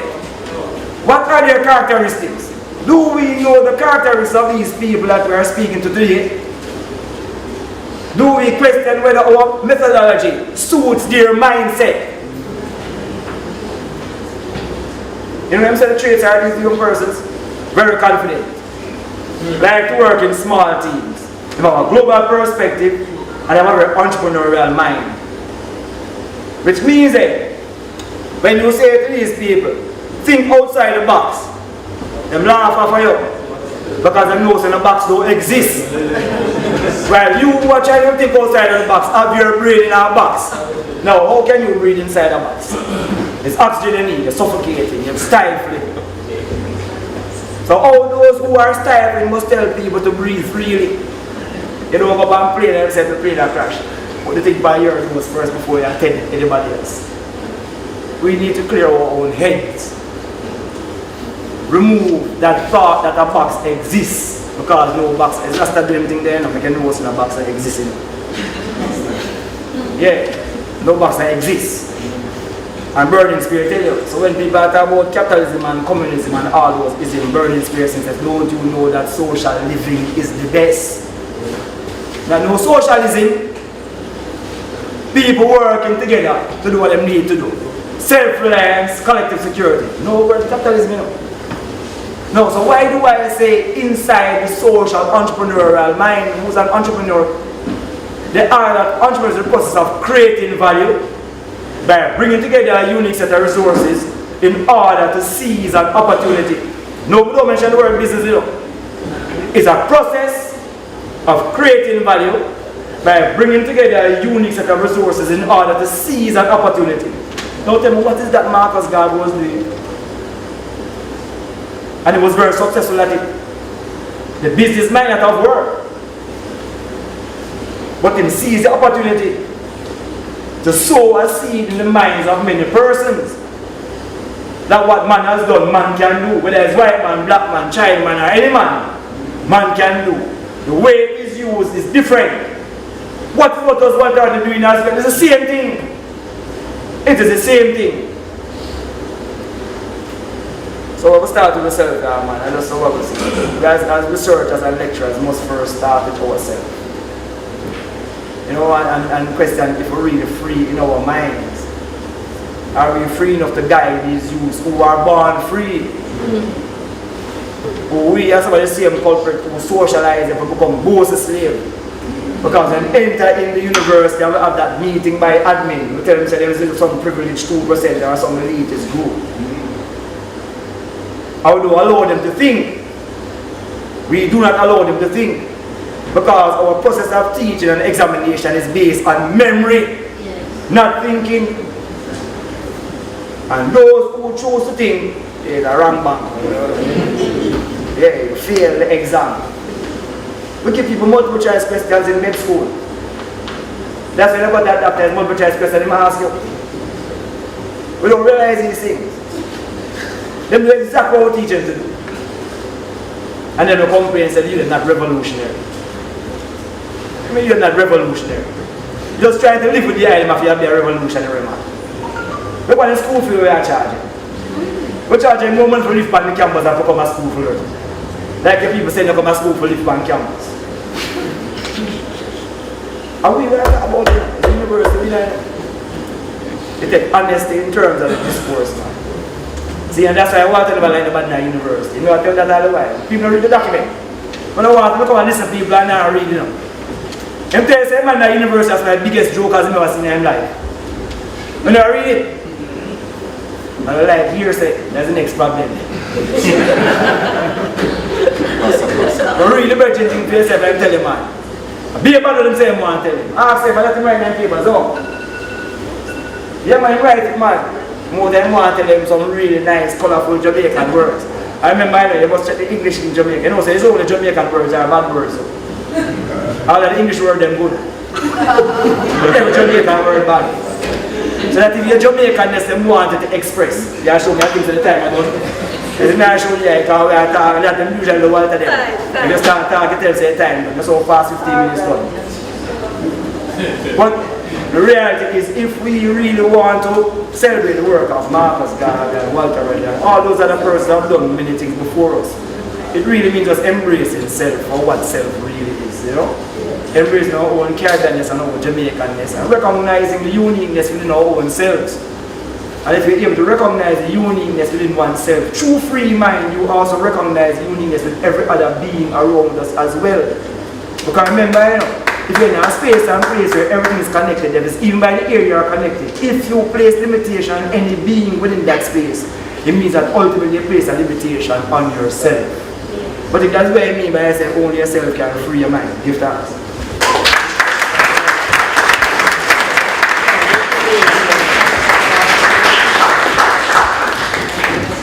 I think I have the hardest job in the world. Thank you very much, Dan. And you seem kind of back me up, you know, don't just back me up. So that's her. Our final presenter is Chazelle Rhoden. She returned to Jamaica in 2015 after completing her Bachelor's of Arts as a Political Science and International Relations major at Wesleyan University. Ms. Rhoden founded Ajamu collection, a non-profit in Port Antonio that works to support projects that advance socio-economic and environmental transformation in Jamaica. Please help me welcome Ms. Rhoden.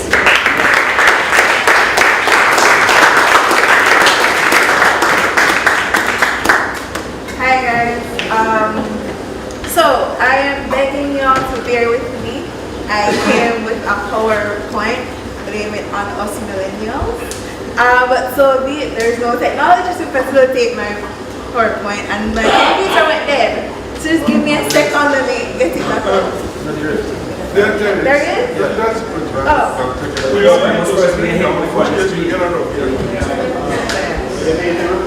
I mean, I can go through it.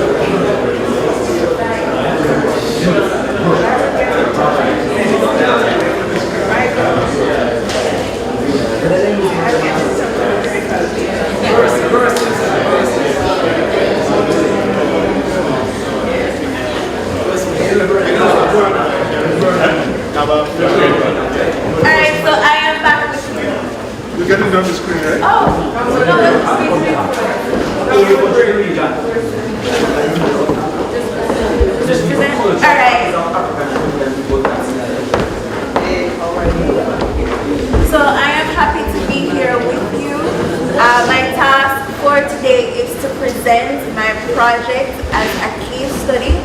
My project is Ajamu Collective. We're located in Port Antonio, and I'll be looking at how it is that we develop and execute collectivist economic development that centers young people. So what to expect? So we'll go through the principles that really ground the work we do. Some of that comes up is consent, liberatory education, equity. We'll look at how the project takes shape, and then we'll respond to the question of how it is that Ajamu marshals an alternative to economic development that centers young people. So first thing, what is Ajamu? I must say this, if at any time you are lost, just make a note of it so we can come back to it through the Q&A section. This is an idea that we're trying to enact and develop, right? So what is Ajamu? So we're trying to create a community of thinkers and doers who use research, art, and ethical entrepreneurship to cultivate ways of life that dignify the individual, the community, and the earth. Simply put, we are a center for reflection and action. Now that's a lot of words, but what does that really look like? We want to create a space that is inclusive and accessible to everybody, but especially for people who are systematically marginalized. And for Port Antonian, I can say for Jamaica, that means focusing on young people, mostly between the ages of 0 to 24, and women. So that means providing them with the theories and ideas that they can understand the world as a social construct, so they want to act up on it and transform it. Another thing that we do or want to do is to provide those physical resources and tools so they can embark on projects, whether it's a business or something really community-based or a non-profit focus that will really center social and environmental transformation. Am I going too fast? No. So where did this all start? So I left Jamaica 6 years ago, and I was really interested in questions of development. Why does poverty exist? Why are there developing countries versus developed countries? Why is there the inner city? Why is there urban versus rural? And that led me to the field of critical development studies. And for me, I became enchanted with this idea of finding alternatives. The world is a shitty, messed up place. I am young, I need to believe in something better. So for me, it was very important to find, what are the solutions for the people who are actually working to tackle these issues. So that led me to La Universidad de Latoya, which is located in Mexico. It is a center for learning that was built by anthropologist Gustavo Esteva. And it came about as a response, providing the local indigenous communities there in Mexico with the tools they needed to respond to processes of modernization, to NAFTA, those big international policies and big top-down developments. So I went to La Uni and actually saw that operation, which is what I'm trying to enact in Jamaica, but with a different shape. Because as a critical development practitioner, we realize it doesn't work to just replicate models. Mexico is different from Jamaica. Port Antonio is different from Kingston. Within Portland, Port Antonio is different from Buffalo. I am different from him, right? And so whatever structure we come up with, it has to really mirror that diversity, right? So, what are our principles and approaches? And I'll go through them. The first one is freedom. And very basically, we believe in self-emancipation. But that doesn't mean that we're individualistic.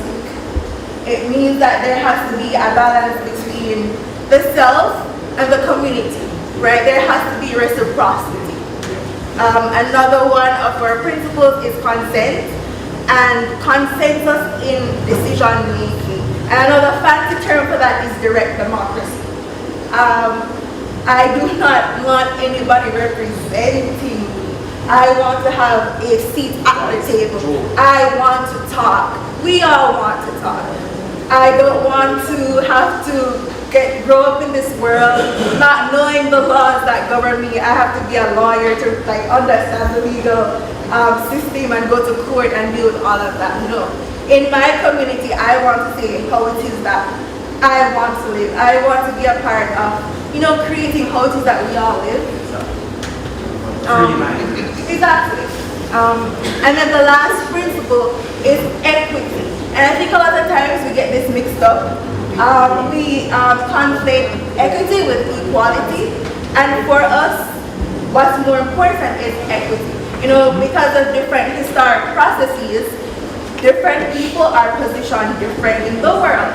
For queer, people of color, women, people with disabilities, like we have a lower standing on the hierarchy, right? And so we need a little more to be on that level playing field.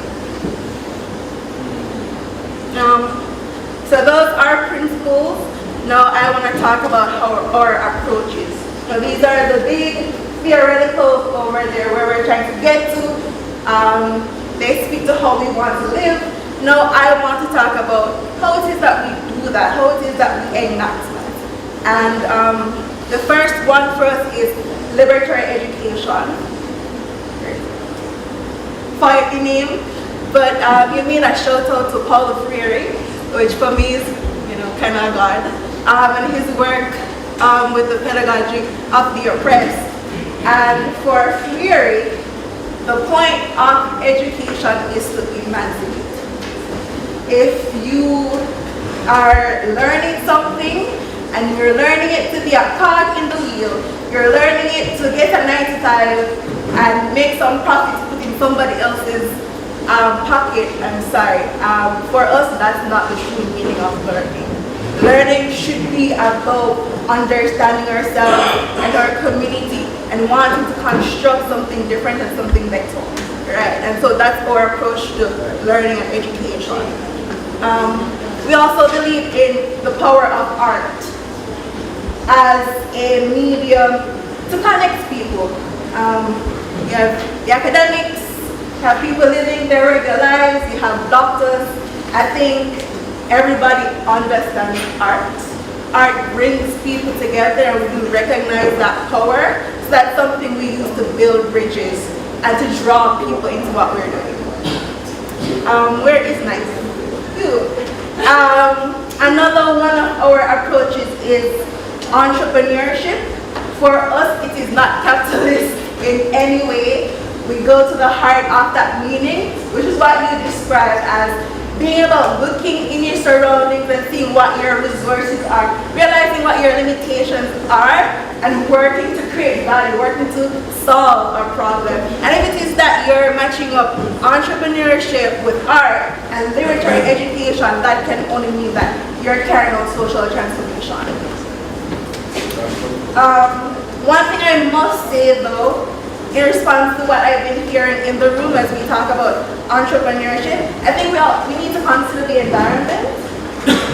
Because sometimes I think as humans, we think way too highly of ourselves. There's a universe, there's a planet, I'm atheist, so I'm not even talking about the whole God dimension. We live in community on this earth, and I think in thinking about these solutions and problems and all of this, we also need to acknowledge that, hey, there, is another environment, and so if it is that we're going to create an economic system, it has to respect the environment. And so our entrepreneurship cannot be exploitative of our resources. So we have to do that. And then the last one of our approach is building bridges. Latoya. I think this is really pertinent to what you were talking about, and also nice. Something that we embark on is broadening the idea of who is Jamaican and the Jamaican community. I feel like a lot of times we're here in Jamaica, and because we're in it, we think, okay, we only have what is in that box. No.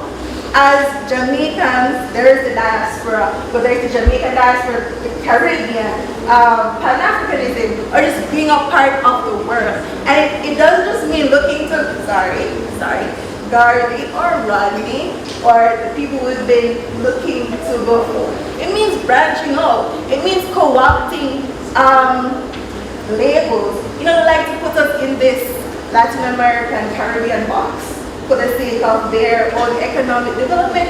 Well, what is happening in Latin America as it pertains to alternatives to development? You know, are we looking to those places? Are we, you know, trying to find out what they're doing? Don't look at time I don't. I wasn't going to. Okay. So that's the idea of illusion. I must say it is very broad.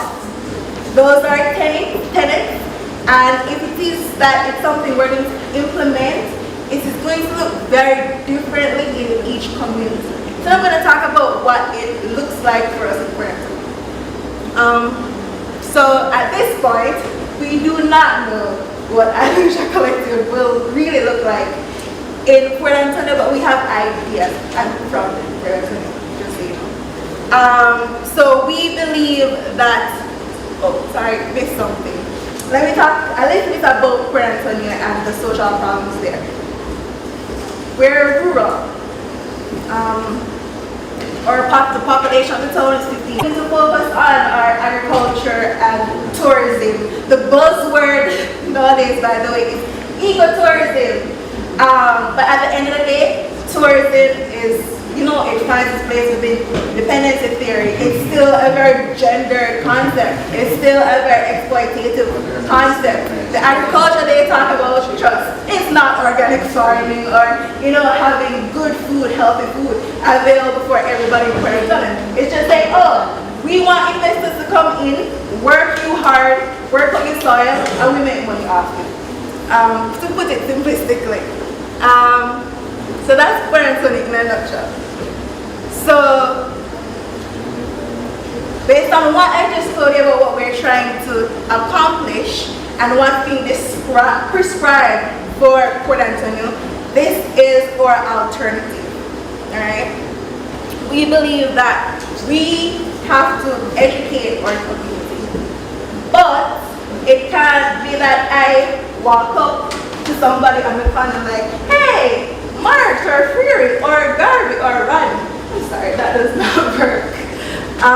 It means creating points of encounter through art, through social media, having events like film screenings, running a campaign through social media, having workshops like t-shirt printing or something. You know, people going to get a free t-shirt and they'll come, and while making t-shirt, we can talk and we can research. At the same time, we have to recognize the type of language we're using. Intersectionality is not going to work. You know, we have to start by focusing on, you know, simple things like respect and love and what it means to be in community. Because those are basic things that as humans, we all understand. And I'm not saying this to be like paternalistic or anything. It's just that we have to recognize that we're at different places and we have to meet people where they're at. Another thing we want to do is to have teachings where people who, whether you're in academia or just from your experience, are willing to come and share. Right? So far, we have a database of people from Puerto Antonio, from Jamaica, and other places who are willing to come in and talk about issues that are affecting Jamaica and issues that are affecting other places. We want to have a library, but not the kind of like you know, the parish libraries or the national libraries that are, for me, just a big joke. We want a space where there is material, not just books, because books alone don't make a library, where people can come and actually have tangible material and they can read things and see themselves in the material that they're reading. I don't know if that makes sense to you. Does it? And then we want to also have immersion programs, something a bit more organized where, you know, when people become much more interested in this, they can do like a 6 weeks program and get, you know, taught in, you know, the whole jargon and all those fancy stuff. And then the last thing, which is where Ajamu wants me to spend my time, is to talk about how it is that we want to incubate co-op businesses and provide skills training.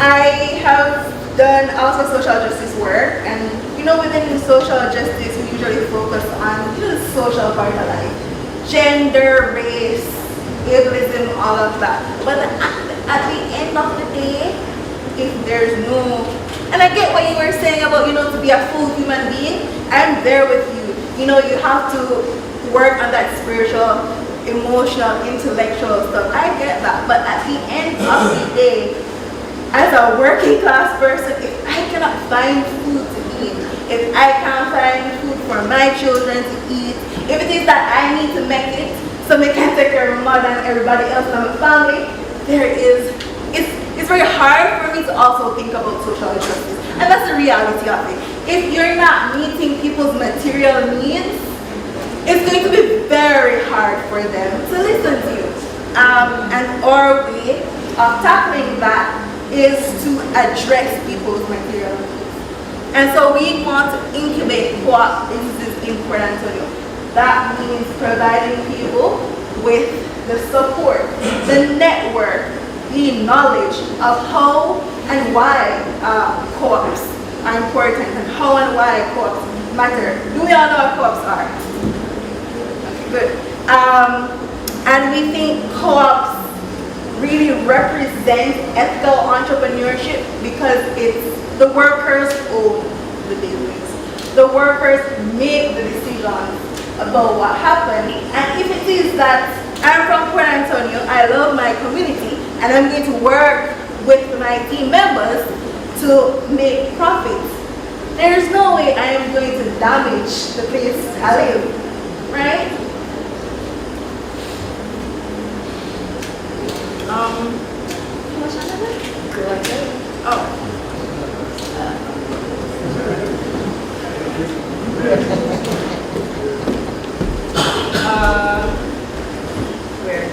Okay. No, I'll just take 1 more minute to finish up this part. So on more of our incubating co-op businesses.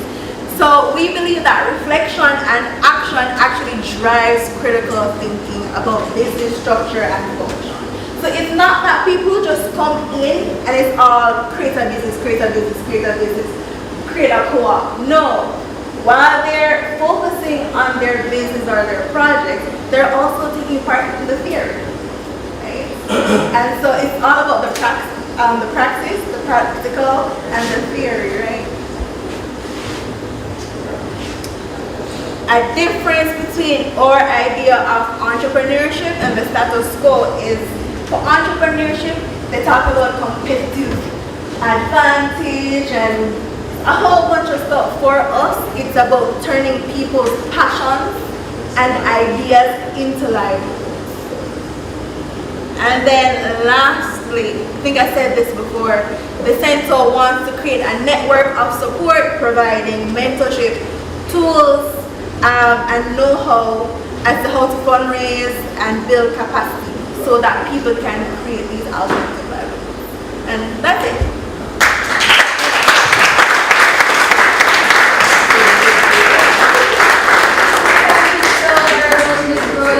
Thank you also for all our presenters for this spirited, energetic, and perfectly timed presentation.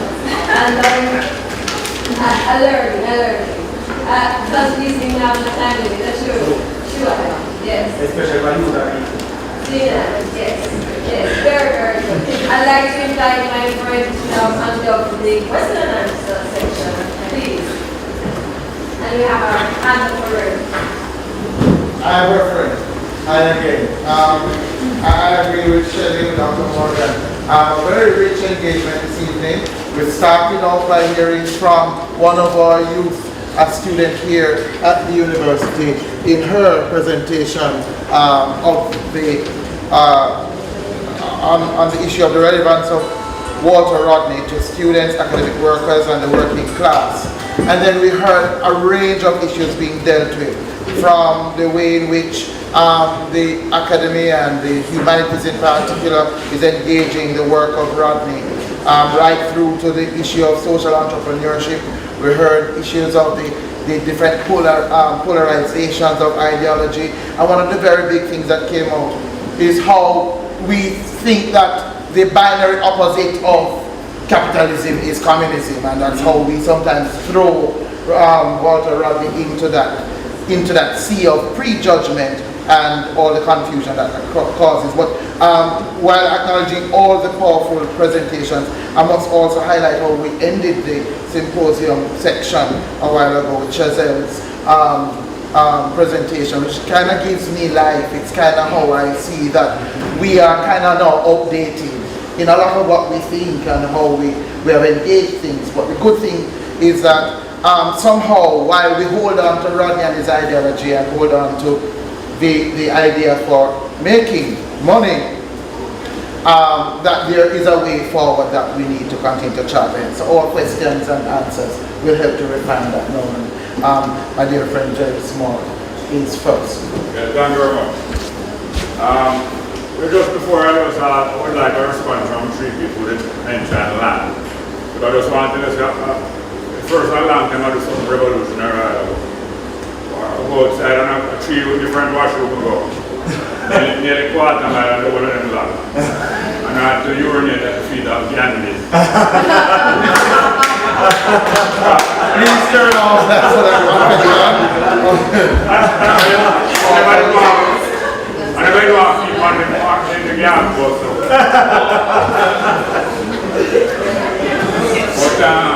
this is a fact. This is a fact that most people in the world don't know, especially for the last 500 years. Every human being has the right to land. Most people in the world don't know that. That was deliberately left out of the Human Rights Charter in 1945. So deliberately left out of it, and the system not meant to put that right in here. The right to land. Every human being has the right to land. And all over my virgin, all my virgin political have been talking 2 years. Not if the white people in the white country them know that. It's only the people that drop the land and policy land know, the landlord know. If the rich, if the middle class white people in America and England and Europe and the place don't know, they must not know that. Much less our people. Every human being has the right. And them defend all of our rights, But they're not defend the human being right to land. And I heard the virgin that touch upon it. And it's a key to the understanding, especially of African people who have a family the way of free back themselves. Because that is one of the first thing.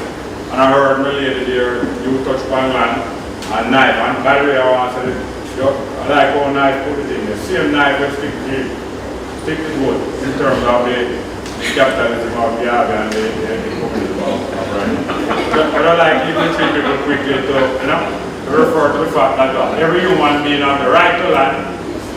And you're not really giving little people them land for themselves, but at least them parents and adults. Just like when you reach the age of 18 or whatever age you're 16 or 18, you have the right to vote. The same way, you have the right to land. And that's one of the worst things they do, the reparation movement must take this into consideration.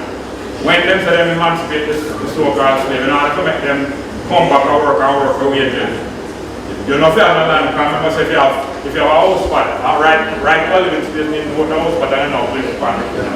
If you have a house spot and enough place to feed your family, you will not go up for no minimum wage of $7,000 a week. You might not go work 2 days out a week. And the only way to secure the capitalist system is to deprive land, and then deprive them one people.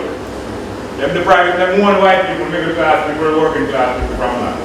So if I don't chat too long, we could get a response from the three of them when they touch upon land. That's beautiful. Thank you, Bongo Jerry. Dr. Ajamu. Or what we'll do is probably take 3 questions and then respond to them so that we have more questions also. Maybe take 2 more. Okay, all right. And also, and I want to highlight the fact that we are live streaming. We want to acknowledge our audience who are watching online, and to let you know that you can pick up a recording of this by putting in your devices live.mona.uwi.edu. That's live.mona.uwi.edu. My firebrand from the Eastern area, from Trinidad, welcome, sir, and our friend right here. And then we'll take yours at the same time and then enjoy it. Thanks very much.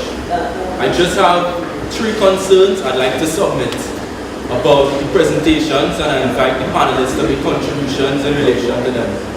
The first would be gross generalizations about working class contributions to Caribbean development, such as libraries, which have been part of literacy campaigns, often led by civil society and women in particular. Second would be, I think, a critique of Arthur Lewis' economics. Louisian economics would suffice compared to Arthur Lewis, who as a young man in St. Lucia attended UNIA meetings himself. And Norman Govan goes at length to discuss the extent to which Arthur Lewis was engaged in a kind of decolonization politics, but much limited to the radical counterparts who will come afterwards. So the second things I would like to speak to is an assumption about the coherence of Walter Rodney's ideology. I think Walter Rodney lived 3 lives. One in Africa, another in 1960 in Jamaica with groundings.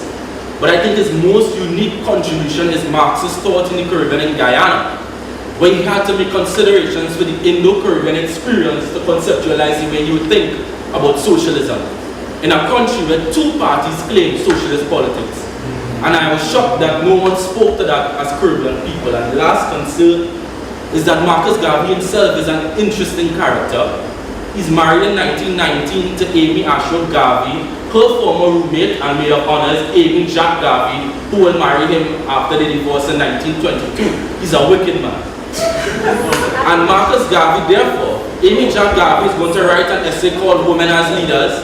Amy Ashwood Garvey said that we shouldn't have generic children in the UNIA Charter, we should put boys and girls. So this idea that women weren't thinking at the same time while Marcus Garvey is doing his politics, even the women at his side were highlighting the limitations of his Pan-Africanist ideology. Likewise for Rodney. From the WPA, Red Thread came along, took up LGBTQ women in Guyana, took on the issue of indigenous women, and Red Thread sustained much more successfully than the political power that was never had by the WPA. So I'm very concerned about the saint worship of these figures and not putting them into the context of their time when they were actors, especially women, who do not complicate their narrative. Thank you, I don't think we can take any other question yet. I think we're cooperative school, then we just deal with some of those questions. And then we go to your, and then we go to the 2 questions here. Anyone want to take on firstly? So let's address what was saying. No, the question of land is a fundamental thing, and when we're talking about collectivistic economic development and the movement away from capitalism, we have tools available to collectivize land. The community land trust, largely used in North America, is something that we can promote here. And what the community land trust does is that it takes land out of the capitalist buying and selling. It takes out of the market mechanism of demand and supply, where the land is now owned collectively by the community for its use. It's not used for profit. Therefore, when we build homes or businesses on it, the property doesn't appreciate in a way that property outside of that is appreciated. And it deals with a fundamental African approach to land, is that land is based on use, not based on your access to money. And that's something that Rastafari has brought into the discourse. And when we talk about ITEL liberty, we ignore how Rastafari sees land as something that should be based on use. Your access to it is based on use and not based on your ability to rent it or buy it outright. So we have a tool that we can start to purchase land and vest it in the community and shift it out to the capitalist economic framework. But right now, That in terms of my teacher, our teachers of in agriculture, they were Rastas in Spanish Town. But today you have Rasta in Kingston don't know to grow callaloo, Scotch bonnet pepper. They were growing on a bed, and I'm saying, but you have access to land in the country where you have a ton of bed. You know?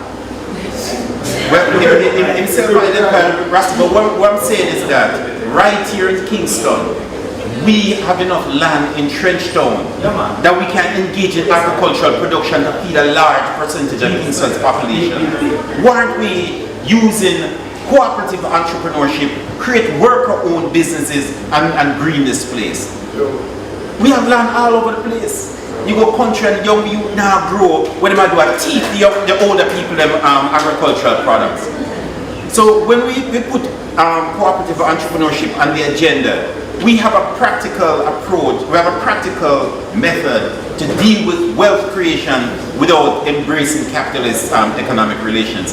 Capitalism is what brought us into slavery, not white supremacy. White supremacy was created after as an ideological justification of the economic exploitation of Africans. If we only read Rodney's Groundings, we may end up with this notion that Rodney wasn't a communist. And that I want to know. That I want to just read the Groundings with my brother, which was a specific set of lectures given, advancing Black Power. But read how Europe underdeveloped Africa. Read other works, essays that he wrote. Our Garvey. We can't engage in some Nancy-like verbal gymnastics to say Garvey wasn't a capitalist. Garvey said me a capitalist, me big up capitalism. So how today we're going to come with a different version of the truth? So, we have the tools to promote cooperative economic development, and we should pursue it. Here in Jamaica, an approach to economic development that we're not studying and using and drawing lessons from are the sugar worker cooperatives.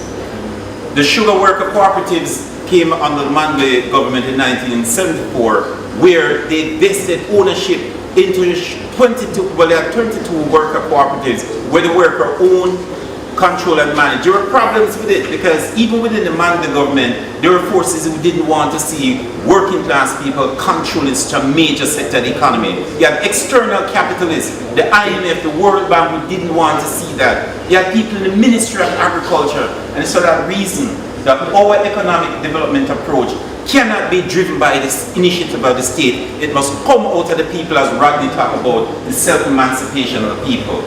So, but what we hope will happen is that, is that those of you who are interested in a different economic development path can get together so we can reason next time and start to develop practical ways of liberation. And that's what Garvey can offer us, is that it's not enough to talk, as Comrade Dean Wariboko said, that Marx made a claim that philosophers of the past just philosophize about society.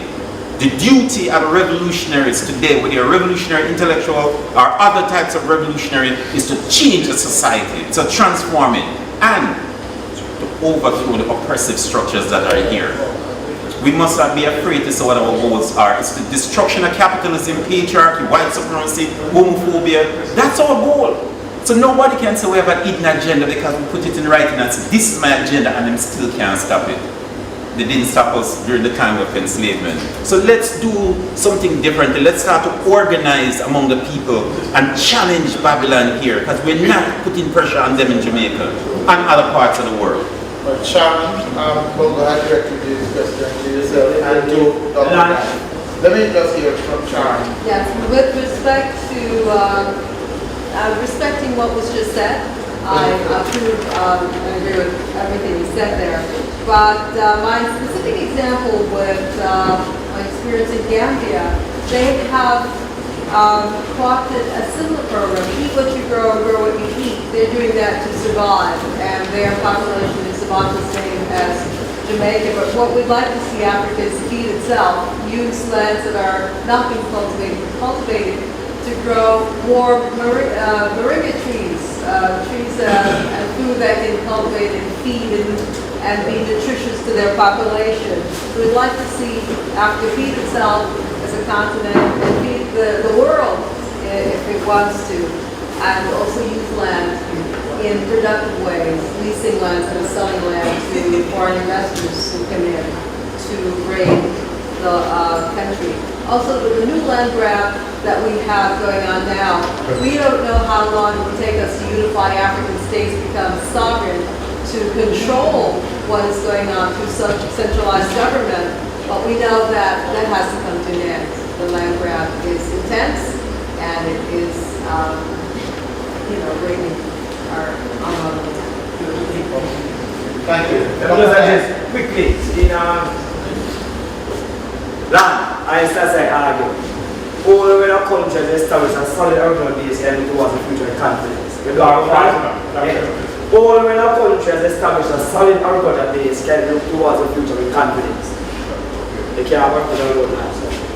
Know that in Jamaica, imported bad food kill more people than gunshot every year. 12,000 people in last year from diabetes, less than 3,000 dead from gunshot. Secondly, the only African nation that control all them land is which country? Zimbabwe. Everybody trying to make it like a criminal. You understand what I say? So the land thing is actually more serious than the thing. So what is the approach I'm going to take in Jamaica? Well, I can't talk to them, I'm going to talk to myself.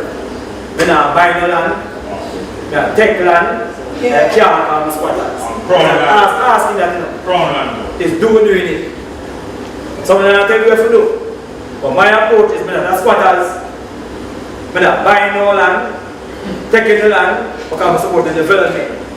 What is the evidence that I can do? Because the government give China people 2,000 acre land and say them supporting development. I'm doing the same thing.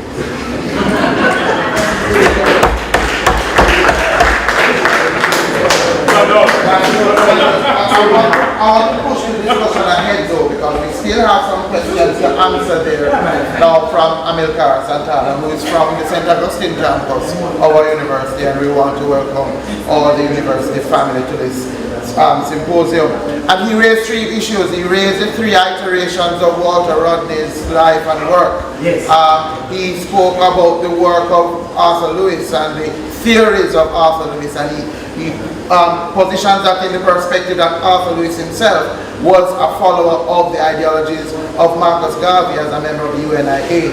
And he spoke about the way in which Garvey himself, though being quite dubious and being very euphemistic here, in his relations with women in terms of how he negotiated his marriages, seems to have muted the voices of women while these very women were writing and presenting on their issues. Who would like to take on any of these? So I'm talking about the Artemis thing. Yes. And the whole thing of Artemis being Garvey. That's about what the reality is. From that time to this time, the global agenda has been industrialization by invitation. That's a platform. We in the Caribbean have embraced, Jamaica in particular, has embraced that ideology more than anybody else.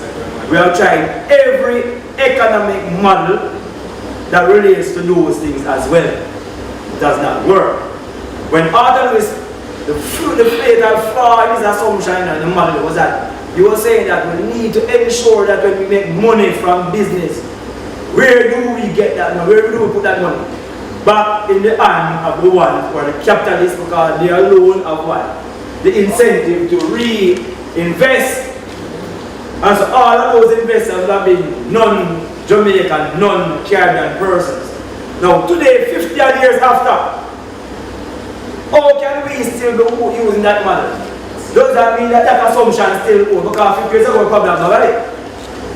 Now the reality of Jamaica and the Caribbean is what? We have a large diaspora with a large capital base, and what we do in the Caribbean is offer a huge amount of incentive for non-Caribbean people, but we don't offer any special incentives for Caribbean people. And that is where the problem is. And as long as we continue to celebrate that industrialization by invitation, foreign direct investment policy, we'll get no growth. Because no man who leave this country to come and put money in your country is putting money there to grow your country.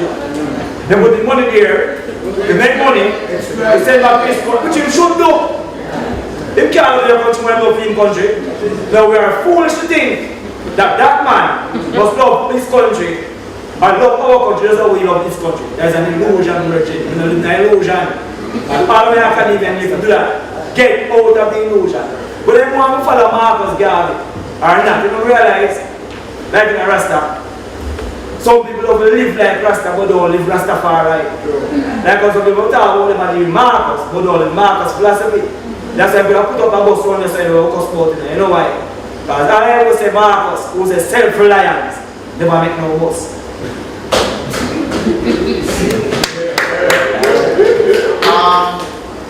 So the question of Garvey's work in Guyana, the third phase, Rodney's work in Guyana as the third phase, I think you made some reference to that in terms of ideology, Marxist ideology, in reference to what America was saying. You want to weigh in on that any at all, Dr. Barnett? What I would say is what Rodney contributed, I don't have heard him talk about, was his definition of blackness. And what he did was he had an inclusive perspective. In other words, he said Indians, East Indians, and African people are one, come together as one, as black people. So he widened the definition of blackness to include. No, the reality is many East Indians do not actually see themselves as one with African people.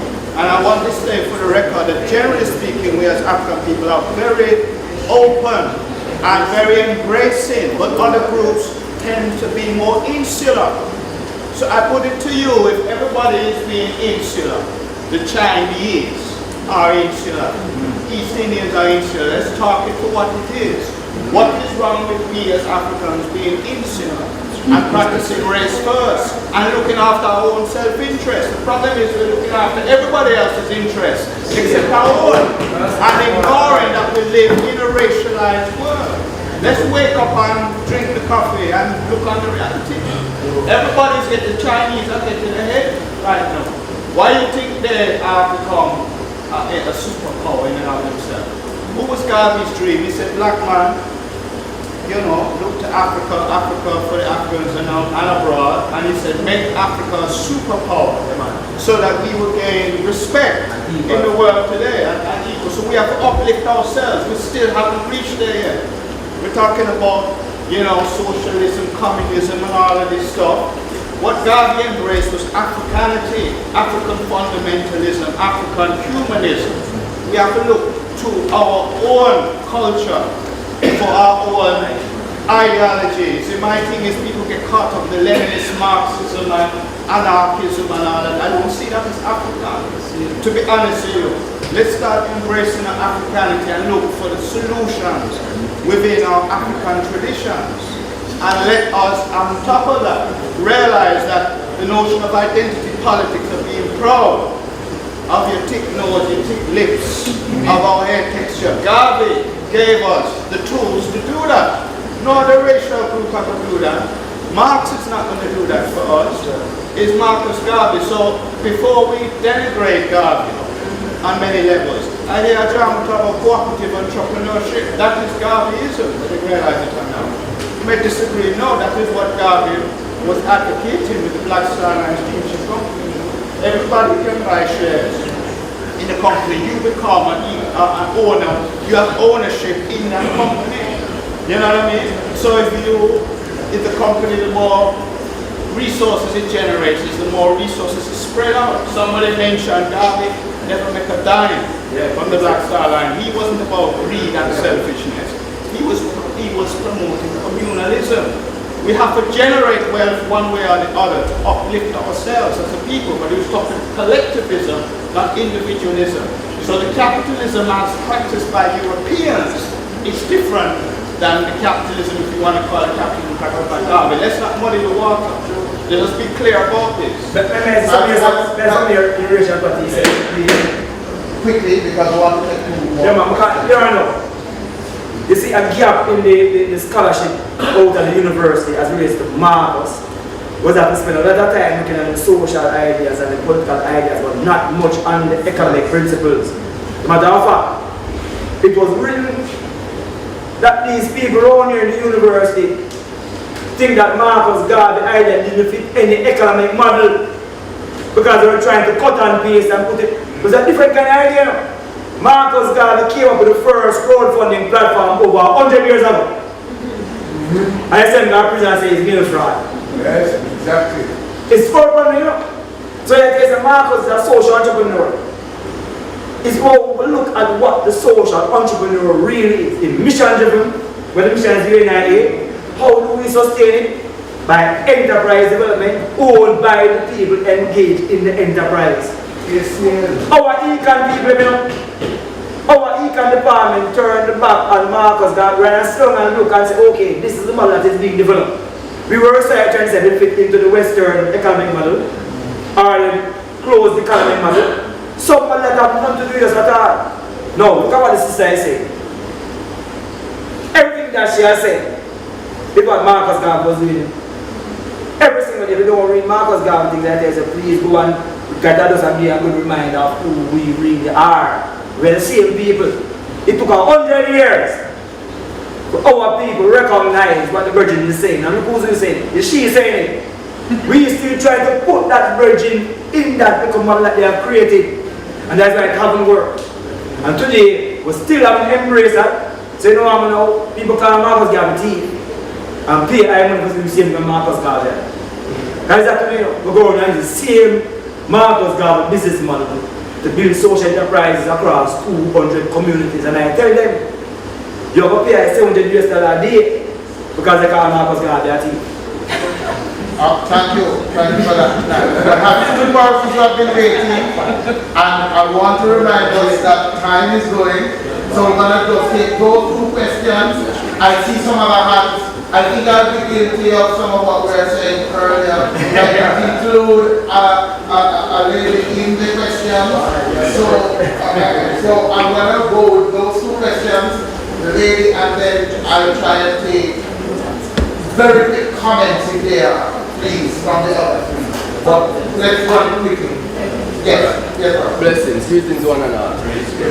What I'm about to say, it relates to earlier on in the discourse. Gentleman up there, I don't remember your name, forgive me for that. And madam over there. The race issue came up during your presentations a couple times. Now, I will say this explicitly. I am not in a box. And I am not in a class. If I'm in a class, is you put me there in your mind. And if I'm in a box, is you put me there in your mind. One of the worst things, ideas mankind has ever come up with is this division of people into classes. And I hear it continuously during our discourse. First class, second, it no work. We have to get you from that. And I want to challenge you as some of the most brilliant minds in Jamaica, in this room. To start rewrite history and start to highlight that and say to people that look, them thing here is foolishness and it carry down it carry backwards from then and it still carry backwards now. You know, so we have to get rid of them things. Even how we speak and how we communicate, we have to just knock away all of them things there. That may have to say. Thank you very much. Makes sense. All right, my comment is that, first of all, let me pay respects to Marcus Garvey. As a 17-year-old, I was inspired by him when I was elected president of the Northern College Union. I was there doing pre-medicine. And we had people, right. Well, I'm a native of Jamaica, partly Taino by descent. Partly Taino by descent and other mixtures, as you can see. But really, I'm committed to this country because Jamaica is really the land we love. But growing up in England, Marcus Garvey was an inspiration to me. So I was saddened when I heard a gentleman comment, you know, that he was a terrible man. Because one thing, I saw Garvey as, because I was brought up in Indian philosophy, or Indian religion, Hindu-Christian religion, and Garvey to us is like a sannyasi, that is, he's a renunciant. So he used capitalistic methods to earn money, to generate income, but essentially he divorced himself from it, and he shared it with his community. So that makes him a true sannyasi. And the remarkable thing is that many white people truly embrace Garveyism, although they call it something else. And one of the things they embrace there is Garvey's idea about self-reliance. Because when I came out to Jamaica for the first time, I left here as an infant, I associated with a white, what you call a white, I don't normally call him white, but since you use the term, a white Englishman, Dennis Adams, who rode the floor of Jamaica. And the first thing Dennis said to me is, your line of research in Paris, it's very, very high flow, and it will not help Jamaicans to put food on the table. But if you get into some ecology, plant ecology, and study the local plants, the endemic plants, that is plants that grow nowhere else on this earth but in Jamaica, that would be a better idea. Now, this is a white man who said this to me. And he pointed out to me that this is really true self-reliance. And Dennis's words are true. Fast forwarding to these times, I was recently at a meeting, a cannabis conference, when Henry Lowe, who I've known for years, said that he has spent a lot of money coming onto this campus. He set up the RDI Institute, but he's sad because he's losing money because he went into nutraceuticals, developing cannabis products. So Henry says he's going to abandon nutraceuticals and go into pharmaceuticals. And here we are discussing the fact that one reason why black people are held in their place is because of capitalism, and the pharmaceutical companies are the worst capitalists. Because they literally are vampires. They abstract money from the sick, and sometimes they even make people sick with the pharmaceuticals. So Henry had the right idea, but you see, Henry is changing up. And this brings us into this whole thing about entrepreneurship. Entrepreneurship is really a rebellious notion. It's a way of getting out of a problem. I've met entrepreneurs who have kissed cockroaches down there because a long time they had to lay down in the dust. And then they rose up like phoenix from the ashes to become very wealthy. So entrepreneurship is not an easy road, and you can't really teach it. It's something that people create. Why? Because they're getting away from something. So if they follow some other road, it's not the right path. So I just wanted to comment on that, and I think we need to change our ideas about entrepreneurship and what we embrace. And if we go into relating that is specific to Jamaica or any of the small island development states, and they focus on their own endemic material, like the endemic plants which grow nowhere else, they might actually get ahead and get out of, you know, the alien trap. The other thing is the use of the word.